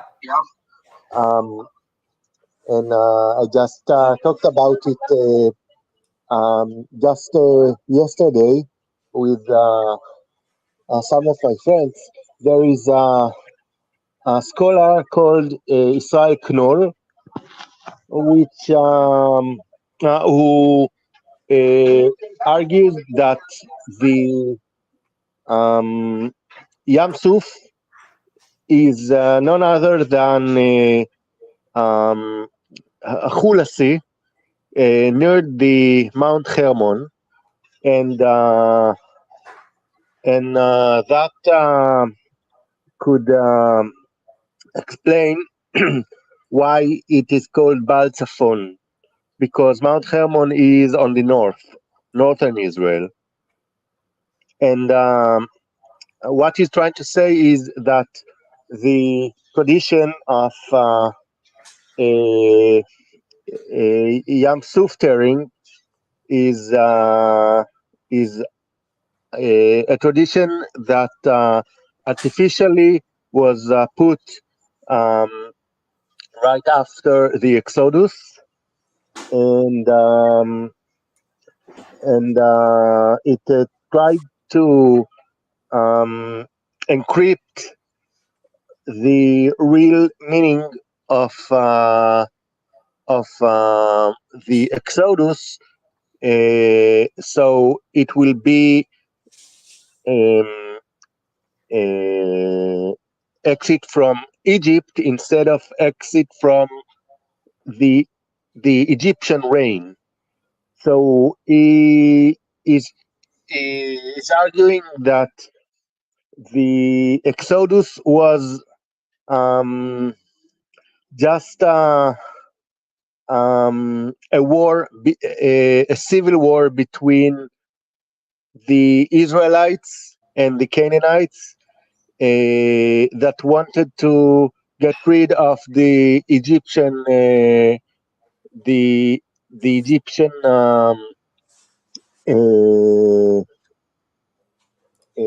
rule, and they just sorry, I am not so focused. Oh, No worries. okay, I will say it shortly. This story is,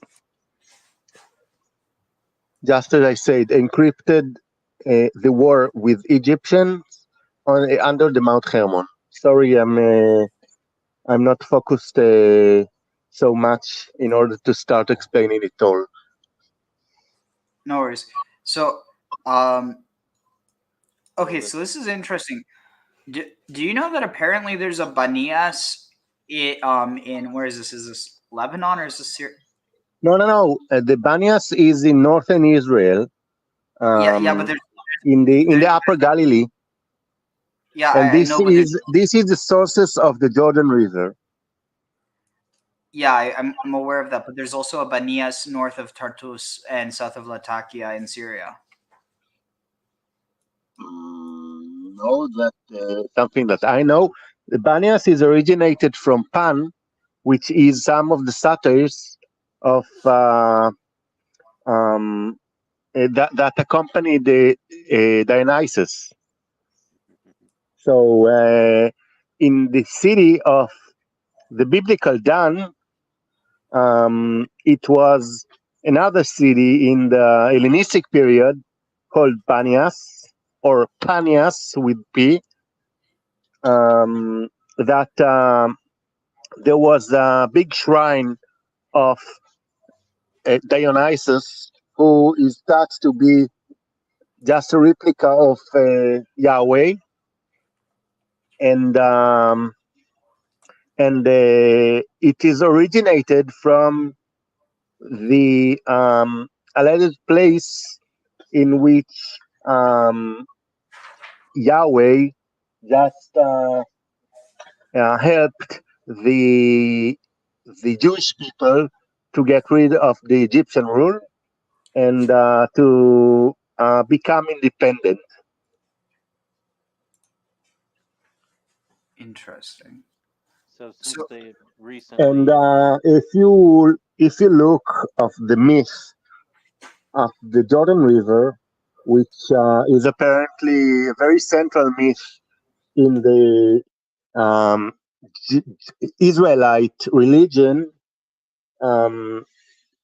you see that there are a lot of points that surrounds the Jordan River from the very north to the very south, and it is just similar to the Canaanite myth of Baal, which had his palace on the top of the Mount Hermon, and Moth, which has his palace on the bottom of the Jordan Rift near the Dead Sea. wait, where are you getting that Baal had his palace on Hermon? Um, as far as I know, this is taken from the 𝀁Who scrolls. No, in Ugarit, it was on Safon. Yes, but Hermon is Tzafon. Why it is Tzafon? As I previously told you, Tzafon is something that is hidden, and the Mount Hermon is a mountain that, in a certain point, becomes white with no trees. So everything that under this point is green, and everything that up of this point is nothing, so just white. This is why in Hebrew it is called something that is charev, destroyed. So the Mount Hermon is actually the Mount Horeb, which is literally in Hebrew a destroyed or a deserted place. So Tzafun is something that is hidden because in the ancient times, holy mountains, of course the mountaintop of the holy mountains were something that is hidden to the gods. This is why the Mount Hermon is called Tzafon, because what is in the top of the mountain is unknown or hidden just for holy people. And one of these holy people was Elijah, which supposedly went to Mount Horeb in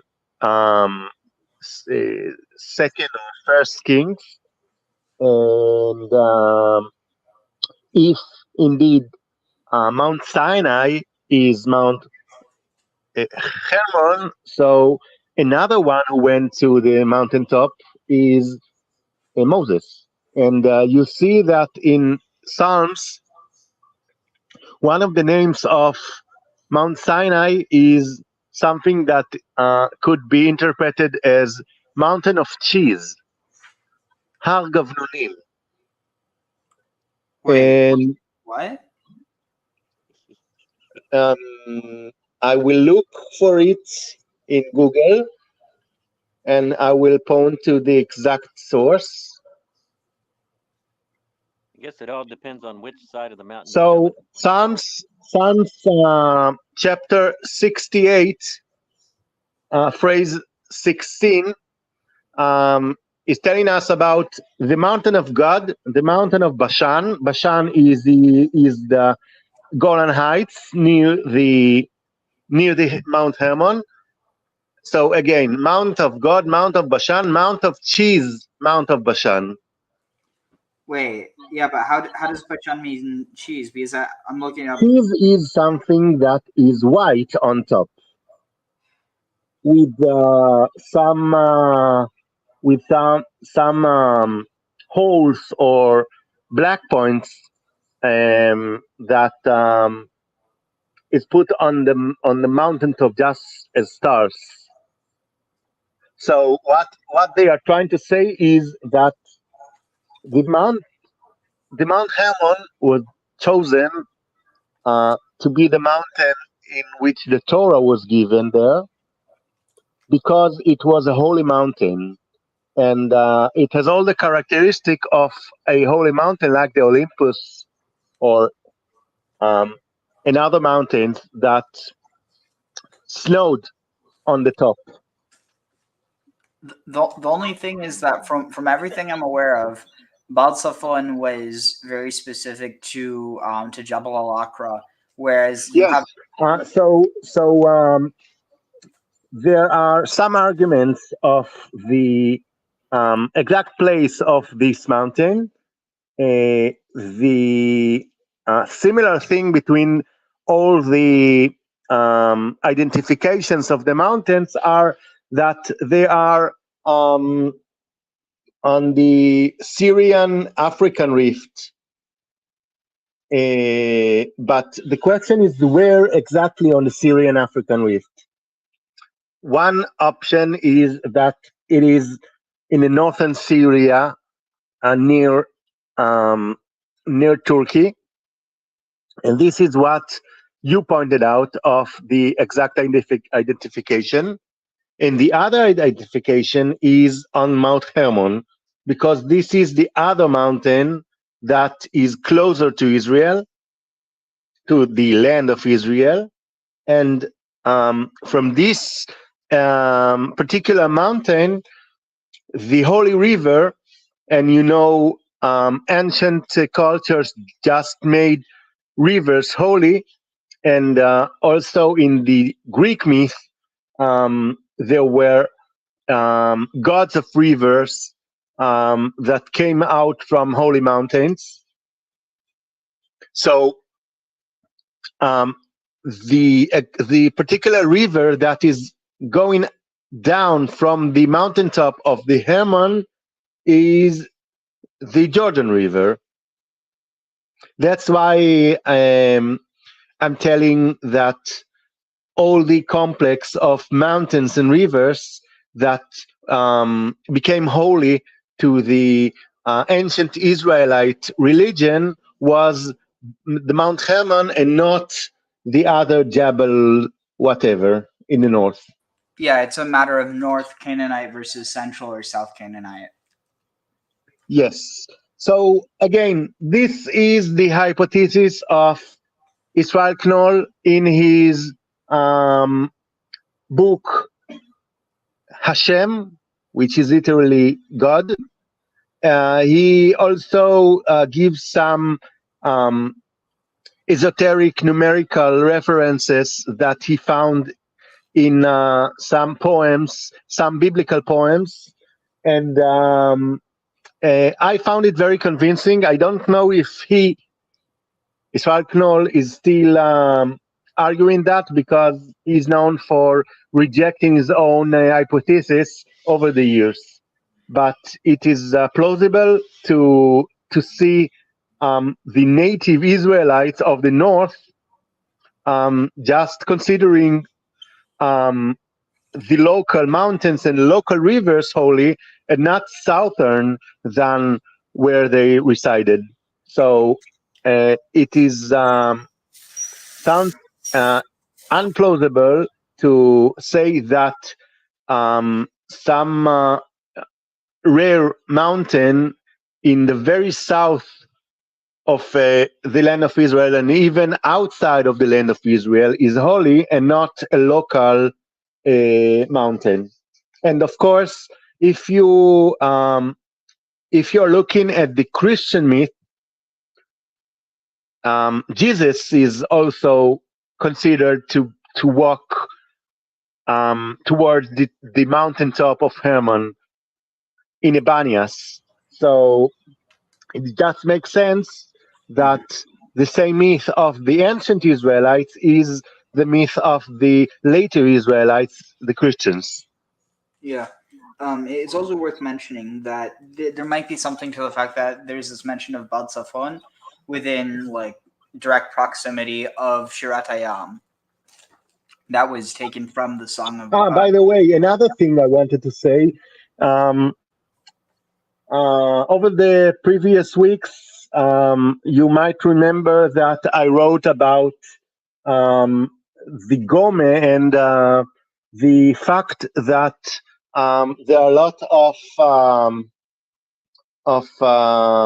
such plants of cypress on the banks of 𝀁🐁 Sea. So they called it 𝀁, a forest, because the biblical forest is the name of not Orcar, but a very large group of cypress trees. So in Hebrew, they call the cypress suf. So this is why Yam Suf is considered to be 𝀁🐁 Sea. So I don't know if you know the geographic of the land of Israel, but so after the 1950s, they drained it. the country of Israel just dried the 𝀁🐁 Sea in order to make it agricultural place. But before that, it was just another small sea, just like the Sea of Galilee. And maybe this is what called in Joshua, the book of Joshua, Mei Marom. Mei Marom is literally the water of the heights, because 𝀁🐁 Sea is just in a mountain height, or I will just look for the scientific word plateau. So 𝀁🐁 is just a high plain, just that is on height of I think 500 meters above the sea level. So the Jordan River is just flows from this high place into the lower place of the Sea of Galilee, that is actually minus 200 meters beyond, not beyond, but yes, beyond the sea level. So just to be clear, because the way I'd always heard it, I heard of it as the Hula Valley, like after it was drained, but I thought it was a swamp, not necessarily a proper. Yes, it is a swamp, but first of all, I don't think that the ancestors had a spatial word to a swamp. So a swamp just was a simple wetland that is being filled with the rain that going down in the winter and being dried in the summer, but still it is something that had few waters. So this is what they called swamp. But I don't know exactly if this what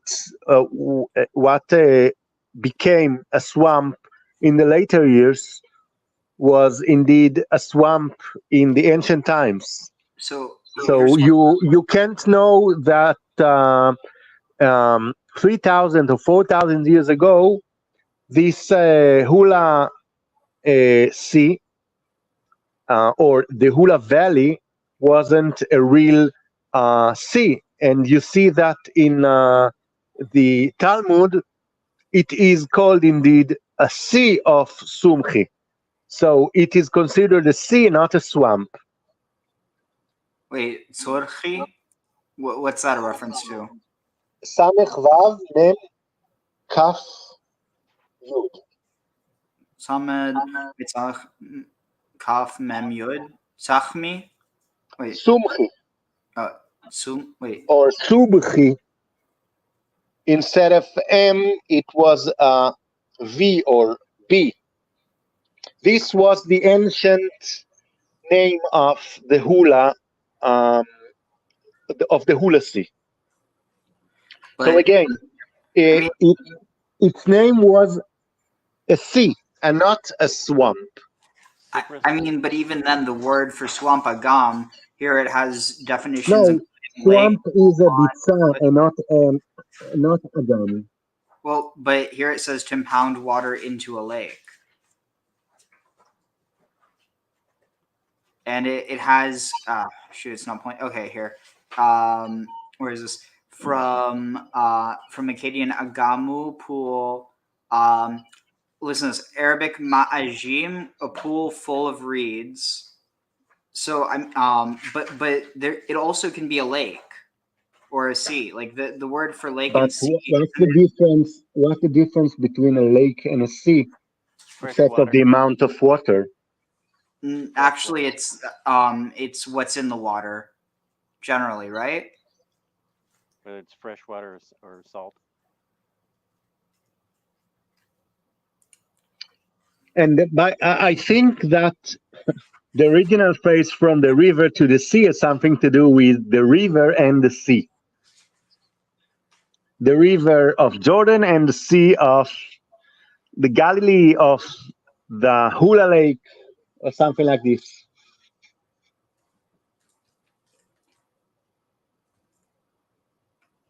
If you check the references in the Bible for the talk about from the river to the sea, you will see that I'm probably right. Isn't it usually just Yama v'Kedma? Yama is the direction of the sea. Kedma is the direction of forward. Forward was another name for the east. And Tzafona was the direction of the mountain. I hope that it makes sense. Yeah, but my point is, because it was like to the east, but to the east it really referred to like the east of the Jordan. No, I think not the east of the Jordan, but the eastern cultures of Palmyra, Tadmor. So the eastern Syria.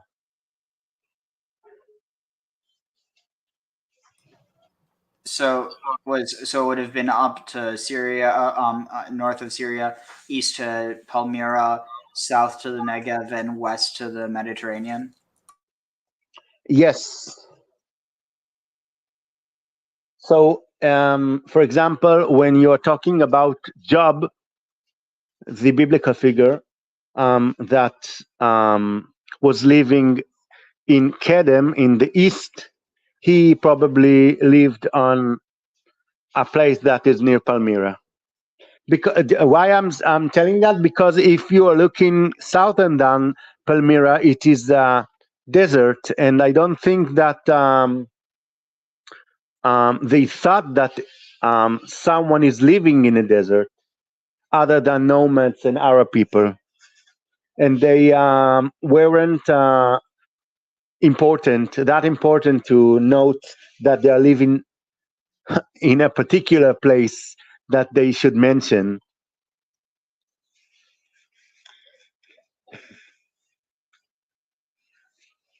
So what's the meaning of Zaphon? Tzafon is literally north, but just as I suggested, Tzafon is a name for a hidden land that is beyond a border, that passing the border is forbidden for simple people and is allowed just to holy men and gods, which is something like the Olympus, which simple people couldn't walk beyond the border. So the Mount Hermon was forbidden. I mean, the snowy Hermon was forbidden for simple people and allowed just for holy men, just as Elijah and probably Moses and Jesus. And the meaning of Hermon? Hermon? Forbidden. Hermon is, yes, is literally in Arab forbidden, or something is forbidden Sacred. because it is holy, haram. Yeah, and it's also the tradition, at least within the monotheistic tradition, why it's called that. At least the tradition that has to do with the idea of the fallen angels. This idea that they swore an oath, that they made this like forbidden oath, basically a haram, something which was haram. But it's And yet you see that when the Israelites just fought the Amalek or the enemies, they took all the properties and gave it to the cherem. And the meaning is that they gave it to the temple, because every property of the temple considered cherem, because it is holy. Interesting. So here, I wanted to check out this So video. I think we'd with all being appreciate Baal- this. So with it being Baal Zaphon, sounds like the holy mountain of Baal. Yes, the holy mountain, the holy mountain of the highest god. Wouldn't it actually be directly referring to Baal of Zaphon? What's the question? Since they just sacrificed their firstborn children, almost seems like they're still under Baal at that point. Maybe later. Wait, what are you talking about? Where they sacrificed their firstborns a little while back. When did they do that? It's in the last episode, near the end. They didn't directly do anything. They were commanded to kill their firstborn children, which will be for me, saith the Lord. What are you talking about? He admitted in the last episode that they were commanded, not only the animals, but the humans, to kill their firstborn. I think you're misremembering something. I remember that similar, Ariel. It was after they had left Egypt. It was a commandment that they killed their firstborn, or something like that. I wasn't sure where. In Exodus 14, I think, there was a commandment to Kadesh li 𝀁Who. Do you remember? And that means what? That just as God took the firstborn of the Egyptians, everyone in Israel should should dedicate his firstborn to the god, and since he should not kill him, he should exchange him for an animal or something else and give it to the priests. Yeah, it doesn't say to kill them. Yes, I think that's because they wanted to reject the worship of the Molech, because this worship included human sacrifice, and of course they didn't want to rule human sacrifice. They rejected it, and they thought that this is the biggest sin that the Canaanites and the Egyptians sinned. So this is why they ruled to exchange it and not to do the same. But yeah, like this is the same idea that's applied to Samuel. Like, Samuel's mom Hannah dedicates him to Adonai. Yes, exactly. But it doesn't mean that she sacrifices him. No. But the question is, what is a sacrifice? Well, Is a sacrifice killing an animal or killing someone, or just to give it to the holiness, just to dedicate it? I mean, there's a difference between like to make something sacred and to sacrifice it. Like to sacrifice is almost, I'm pretty sure it's this idea of destroying something. But you see the Christian monks, or even Jesus himself, they sacrificed themselves in the meaning that they dedicated all their life to the God. So it seems that it's from soccer, which means holy, and then sacrificio. Yeah, I'm not sure what the ficio is, but the sacrifice is the offering of material possessions or the lives of animals or humans to a deity as an act of propitiation or worship. I mean, I guess the point is that there's a difference between like to dedicate, because to dedicate something or someone to like a holy purpose, because the thing is that you don't actually have the term kadesh used within the context of sacrifice. You have the term like zavach, you have the term what is it, like ole, that which goes up, or that also you have that which is burnt. You have I mean like a bunch of things, but the point is that the idea of holiness, even though we use it today, like sacrifice has sakar in it, it wouldn't have been used that in that context in sanctify. Sanctify is the word that like kadeshli, like sanctify to me, as opposed to sacrifice to me. Sacrifice would be zvachli.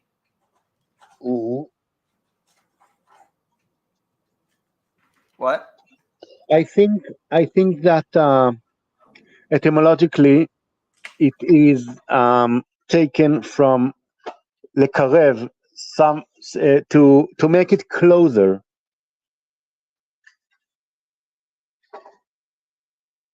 Interesting.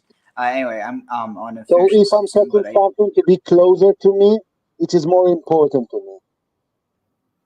Oh, I see. So like the idea of like kiruv, or like also of the kruvim, that they're the ones closest to. No. Kruvim is with kaf. C. Oh, what are you? And not K.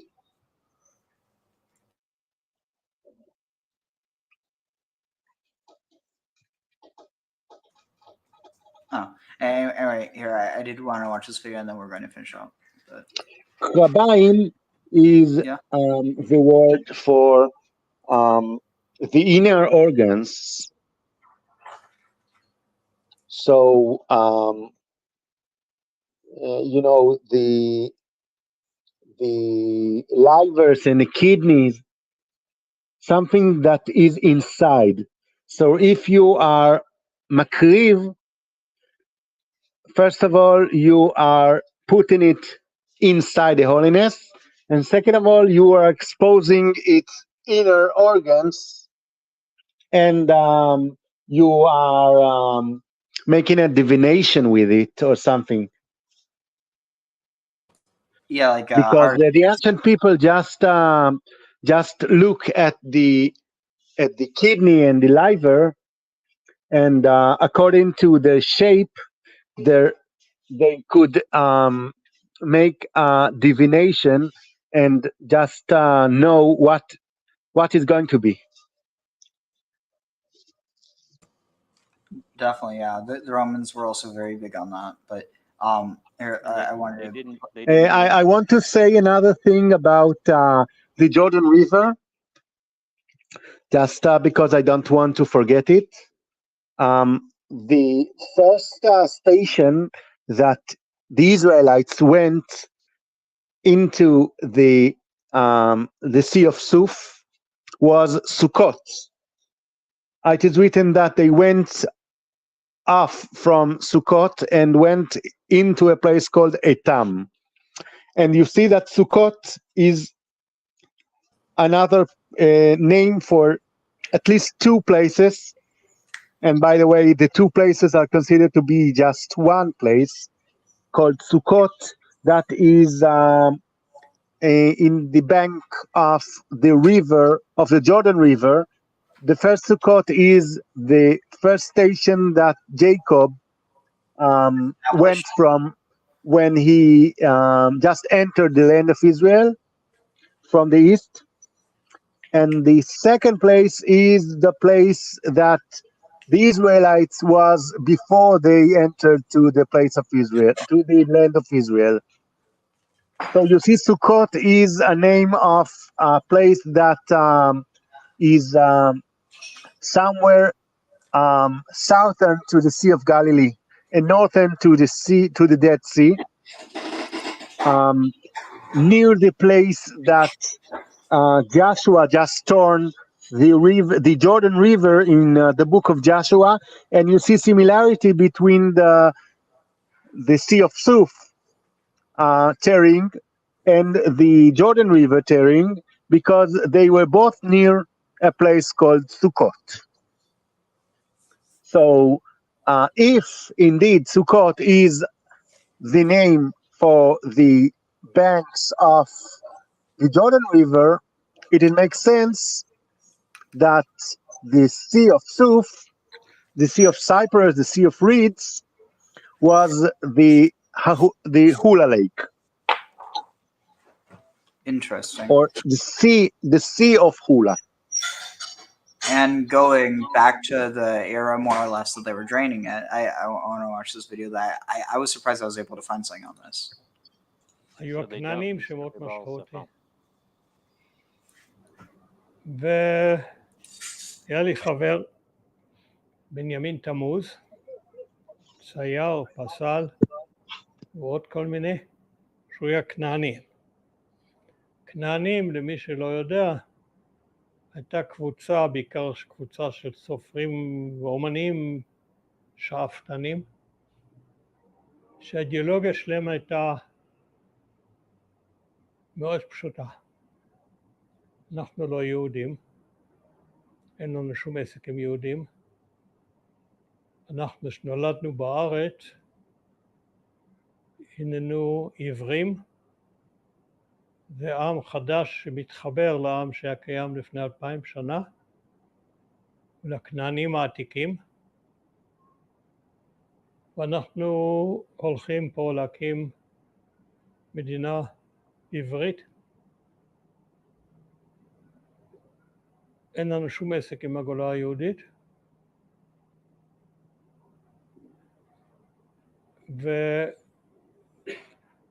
והתנועה הלאומית הערבית בלוף, זה המצאה של האנגלים. הערבים הם בעצם עברים. התנועה הלאומית הערבית בלוף, זה המצאה של האנגלים. הערבים הם בעצם עברים שהמירו את התם בשלב מסוימת וצריכים להמיר אותם בחזרה, להפוך אותם לעברים ולהקים את ארץ עבר מהים התיכון עד הפרת. מהנהר הגדול עד הפרת. Wait, what would the Great River be? זה Would מאוד that be the Nile? תורה,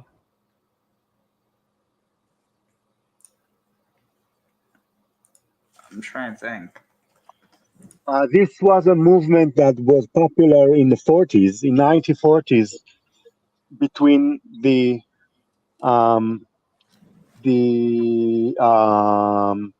Zionists, or I don't think that the Zionism is the exact thing, because they were thought to be anti-Zionist, because the Zionists wanted to have a Jewish land, and what the Canaanites argued is that the Judaism is something that ruined the Cananism, and if we want to be involved in the Middle East, we should return to the original entity of Canaan. So they just thought there should no difference between Jewish and Arabs, and the identity of Israel should not be religious. However, I don't know how it's related to what we talked before, because first of all, the movement is no longer exists, and second of all, this was just a political movement and not something that is related to religion. I mean, I don't necessarily like. I'm trying to think how to phrase that. Like with the Renaissance, they pulled on. There's an echo. Okay, yeah. With the Renaissance, they pulled on plenty of ideas from Greek religion, but the question is, were they connecting to like the deities of Greek religion? I mean, yeah, they were, but like, were they religious about it? I mean, not that we know, but again, I think that in a lot of ways, they laid the groundwork. So even if the Canaanite movement wasn't a religious one, it definitely could have laid the groundwork for one that was.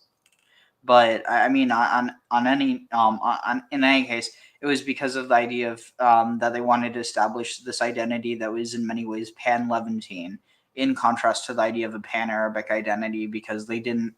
Though, I mean, the ironic thing is, and I think there are actually versions of it that did identify, at least if not that, with like versions of Phoenician, like Pan-Phoenicianism, where they view even North Africa as offshoots of the. It's like it can get to weird ethnocentrist levels where it's like, oh, they're versions of us, but I think on some level, just to recognize how interconnected the Mediterranean was, but no, just that. But no, I was wondering what you thought the Great Sea was, because he was talking about from the river Euphrates to the Great Sea. So, or not Great Sea, sorry, to the Great River. Yeah, Hanahar Hagadol. Would that be the Nile? I can't think of anything else it would be.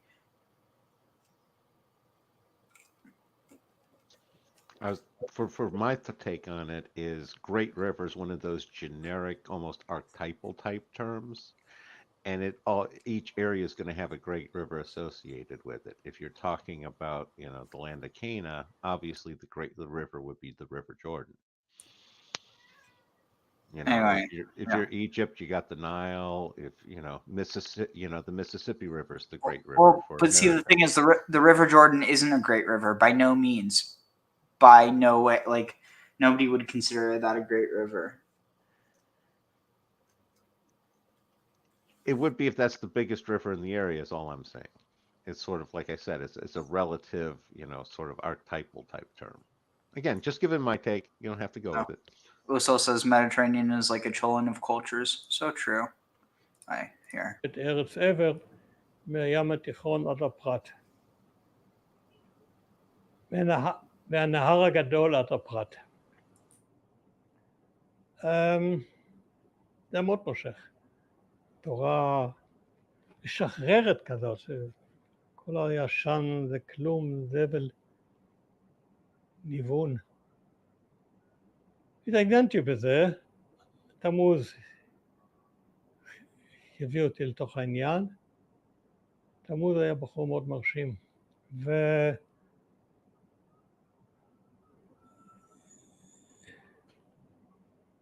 יום אחד הוא אמר, אתה מוכרח להיפגש עם יונתן רטוש, שהיה משורר די ידוע, גם עיתונאי ידוע, ואתה צריך, הוא ישכנע אותך.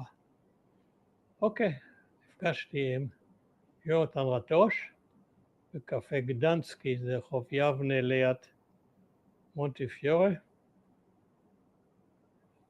יונתן רטוש היה האדם הכי מכוער שראיתי בחיים שלי. זה היה כיעור שהיה כל כך מכוער שזה כבר היה כמעט בחזרה יפה. והתווכחנו, ישבנו, שתינו קפה בגדנסקי, והתווכחנו.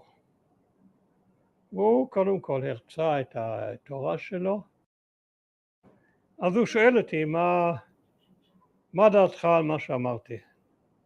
אז אמרתי, זה מאוד מושך, ואני מאוד בעד זה, יש רק שתי שאלות קטנות.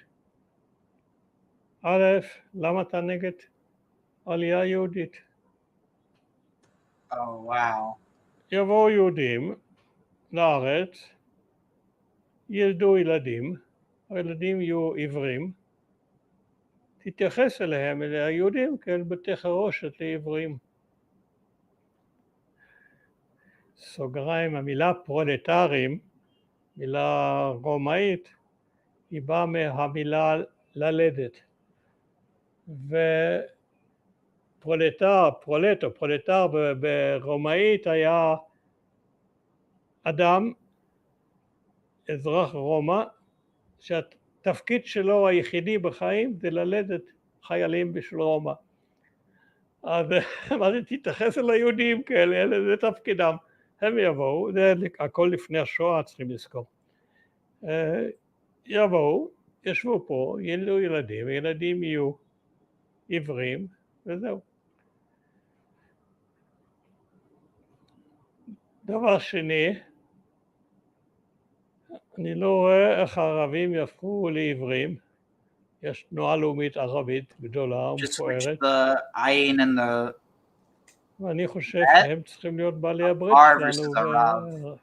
הרעיון שהם יהיו לעיוורים נראה לי רעיון לא מציאותי. האיש כל כך נעלב. הנה ילד בן כמה הייתי, 18 משהו. הוא כבר היה קרוב ל-30. נעלב. עוד הרבה שנים אחרי זה שהיינו נפגשים ברחוב, רחוב דיזנגוף, הייתי אומר לשלום, לא יענה שלום. עד סוף ימיו לא אמר לי שלום.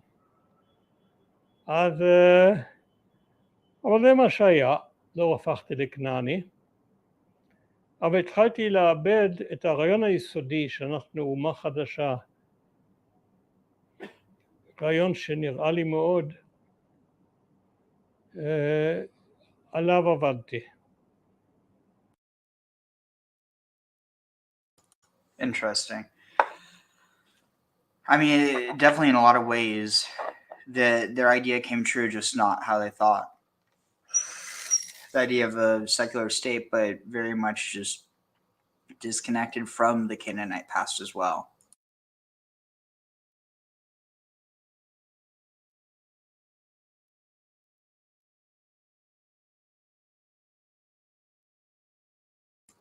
But yeah, I mean, Avi, why do you think it ended up failing? Sorry, did you ask something? Yeah, why you thought the Canaanite movement ended up failing? Ask again because I'm in a noisy place. So, ask again, please. Why you think the Canaanite movement failed? I think that to say that they failed is not accurate. Yeah, It not is failed, but it is more correct to say that they just had an evolution into what now we are calling post-Zionism, and the solution of one state to two nations, or the country of all its residents. so like, So what does that functionally look like today? today it is one nation for one country for one nation, and probably the solution, the desired solution is two states for two nations. One is the state of Israel, and the second is the state of Palestine. But what these people want is to have one state for the two nations. So it means that, first of all, the country won't be a Jewish country. It will be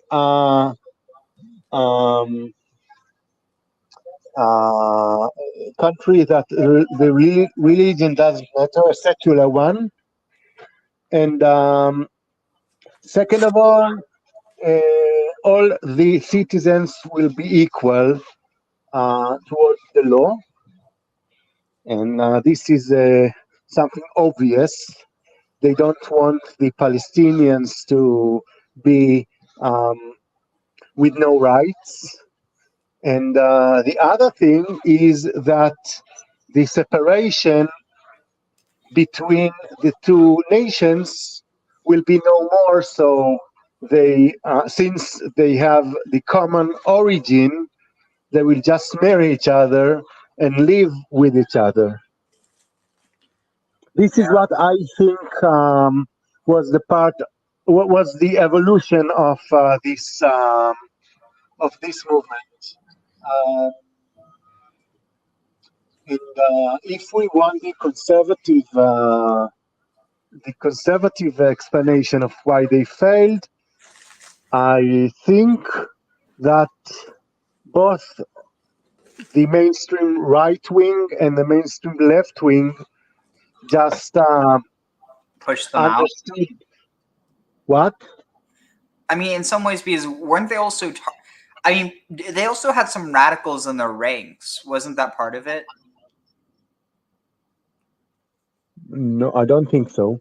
I mean, from what I heard, there was like some of them got into legal troubles.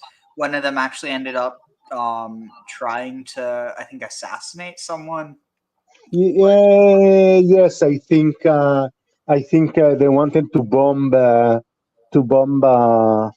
some parliament members' house.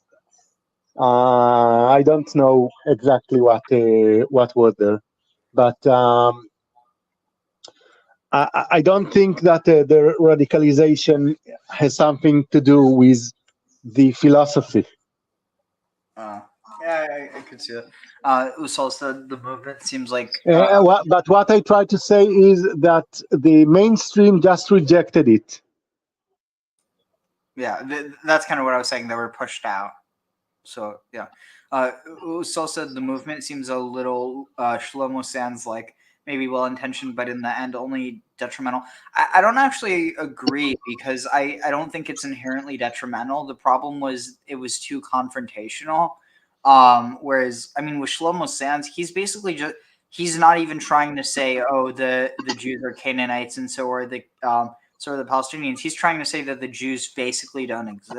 So, yes, he's taking their arguments and just putting it upside down. Yeah. Anyway, Anyway, I was going to say, I just wanted to contribute. One of the contributing reasons that I see is the political sentiment during the rise of Israel in the wake of the Holocaust. And a lot of people, I think, would see not linking Israel with the Holocaust and the return of the Jewish people to Israel as somehow being like a Holocaust denial or minimizer. And I see that as just swimming headwind against the political current of the time. Tag. I mean, I could definitely see how it could be seen that way, even though it wasn't. I need to go off, so if I'll be there, I will listen and not participate. All right. Good to see you again, take Avi. care, Avi, and feel better. 𝀁//. Thanks. All right, so let's see, here we are. Oh shoot, what did I just? Oh dang it, what did I just do? Back. Okay. We are. Let's see, 14. Here it is. Then close this little area. Okay. Wait, 13. No, we're on. Wait, 14. Let's see. Let's see. Danu. Okay, here. And solar. And he Pharaoh. He had or ordered to his chariot to be bound, and with him he took his people. And he took Sheshmael, took 600 Rechev Bachur, took 600 chariot youths, and all the chariots of Egypt, the Shalishim, with Shalish with third in charges or officers, adjutants, captains, al kulo upon them or in all of them. And Adonai strengthened the heart of Pharaoh, the king of Egypt, and he pursued after the children of Israel. And the children of Israel, Yotzim Biad Ramah, fled from his hand. Ramah rose and fled from his hand. I'm not sure exactly what it's saying. the𓀺Jews, and the Egyptians pursued after them, and they Nashag, maybe they approached them, they encountered them. Oh no, Nashag. I was right about that part though. Or Nasag, that's what I was wrong. They overtook them. Chonim al Hayam, camping upon the sea or by the sea. Kolsus Rachev, all the horse-bound chariots. Paro, Parashav, and Pharaoh and all his distinguished ones, and his soldiers or his forces were upon Pi Hachirot before Baal Tzafon. So it's interesting. I wonder if I can find anything. I mean, I'll probably look this up later just because I don't really have much time now. But I just want to see if I can find anything about this. Why does it say Baal Tzafon? Piachiros. Baal Tzafon. Let's see. Wait, was this all the horses? Wait, anything about Baal Tzafon? That would seem to be the border of Canaan, right? What do you mean? Well, Baal Tzafon. Not necessarily. No, see, this is what I think everyone's been missing by what I've been saying. Baal Tzafon, dude, Baal Tzafon could literally just be the god Baal Tzafon. Yeah, and seemingly it's the perimeter of the people that are under Baal. I guess Ugarit.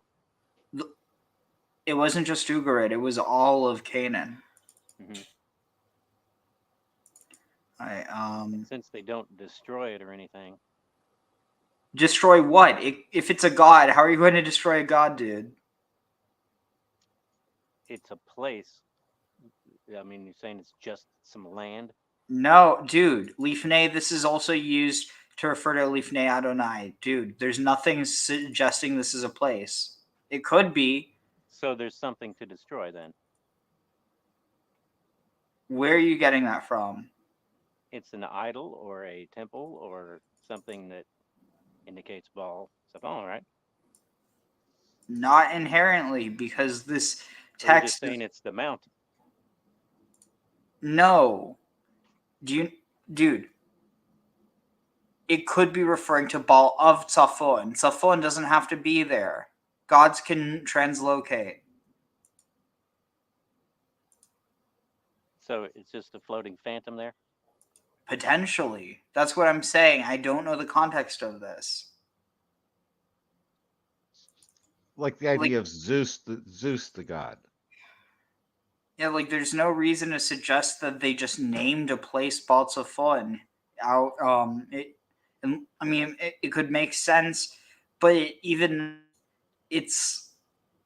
really So doesn't. there was a concept of that there were jurisdictional areas and nations for these gods. I mean, while they were in Egypt, they were before 𝀰//, as far as if it's just a god in the ether or whatever. Now they wouldn't. Seemingly it relates to a 𝀰//, I've always heard translated as basically Lord of the North. So Egypt wouldn't be in the north. Yeah, I'm saying that it is a region. It's got a place attached to it.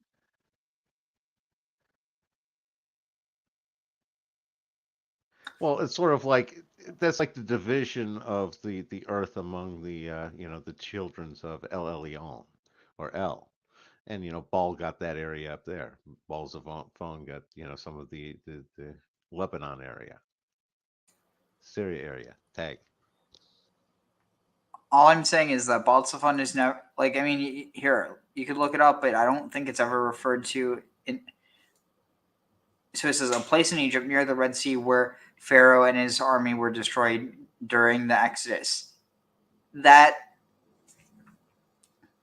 a secondary meaning, but that's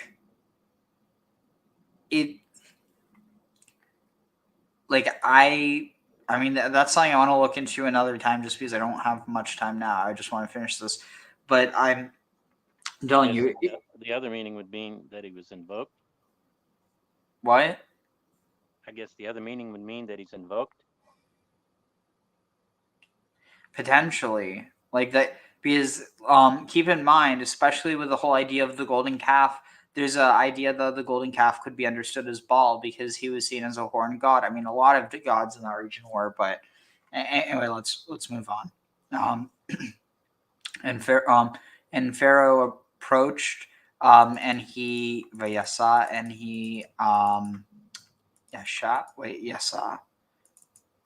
Yasu, he lifted up the children. As Pharaoh drew near, the children of Israel lifted up their eyes and beheld the Egyptians traveling traveling after them, and they saw the many, or the great number, and they cried out. The children of Israel cried out to Adonai.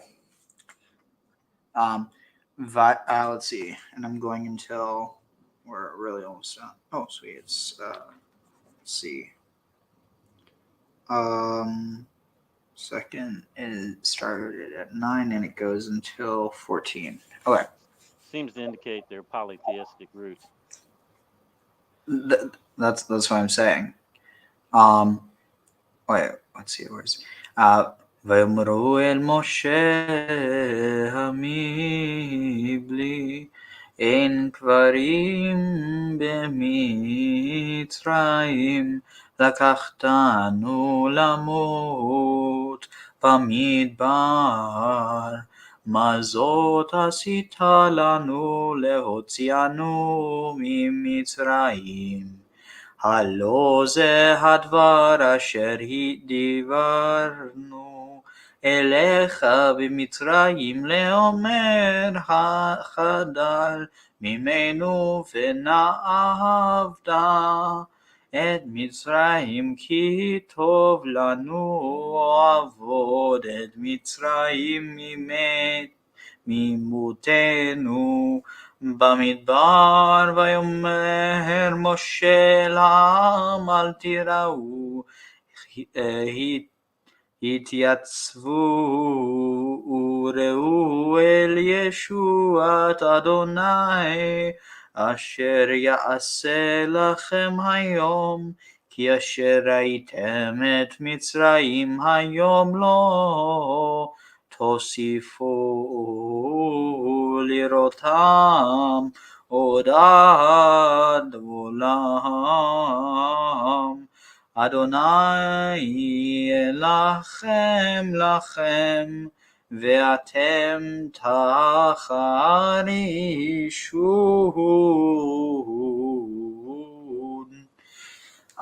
And Pharaoh approached. Oh, wait, I already read that.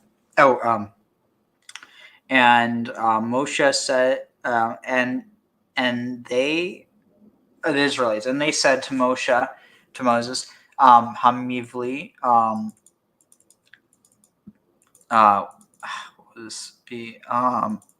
was it not for what was it not for if we did not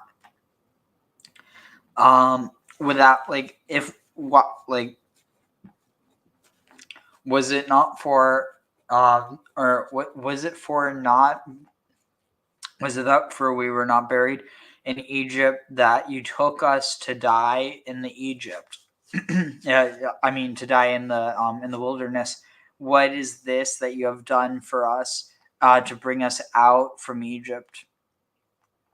Haloza, why is this, or is this thing not? Is this not as? This is not as you said it would be, or wait, is this not the very thing? Is this not what we told to you when we were in Egypt, saying Chadal?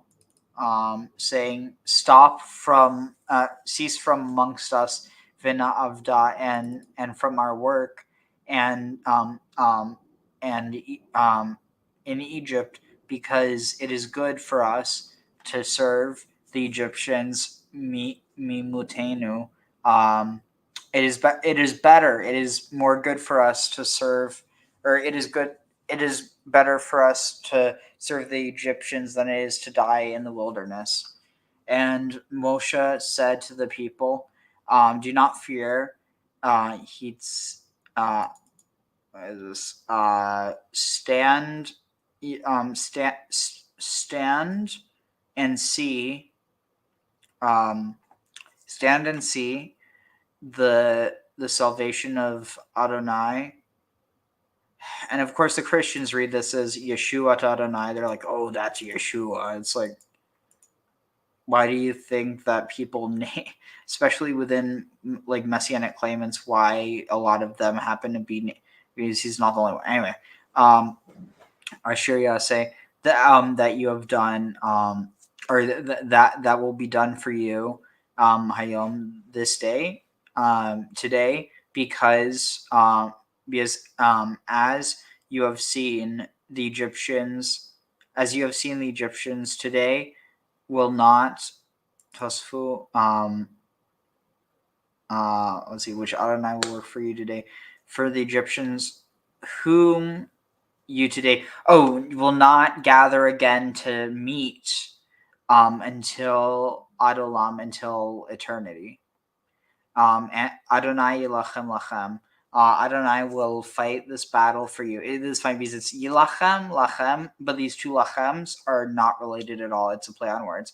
Vatem techarishun, and you will charish. You will charash, and you will plow.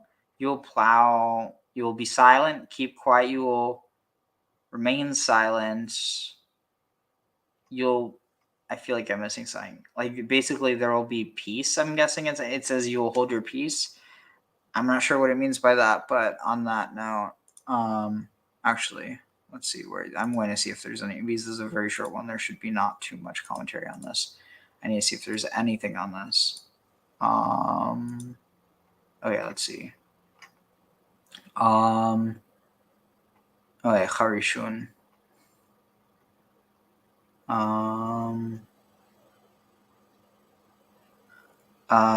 Wait.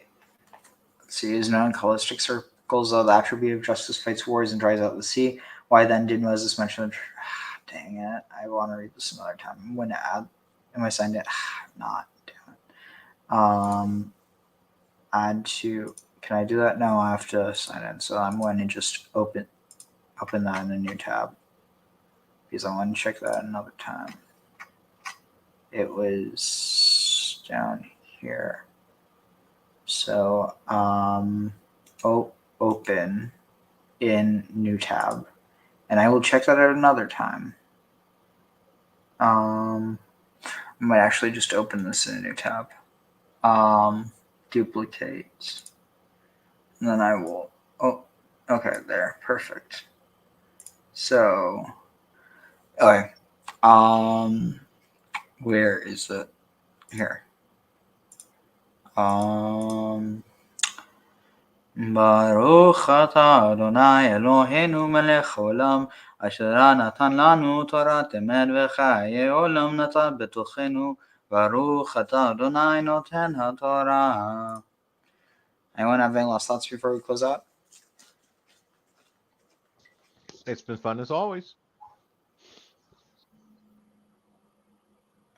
All right. Take care, everyone. Like and subscribe if you like it, and we'll see you all next time. Wrong one, sorry. Want to tell the Rebbe the words of the new song that we're singing with Mashiach, right? So I'm just going to read him. Am Yisrael, have no fear. Mashiach will be here this year. We want Mashiach now. We don't want to wait. Okay?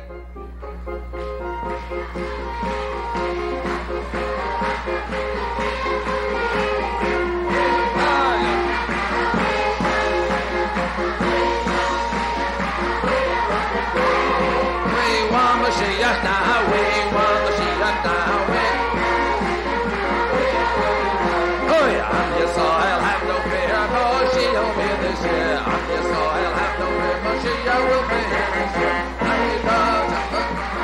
want Mashiach now, we want Mashiach now, we don't want to wait. We want Mashiach now, Mashiach now, we don't want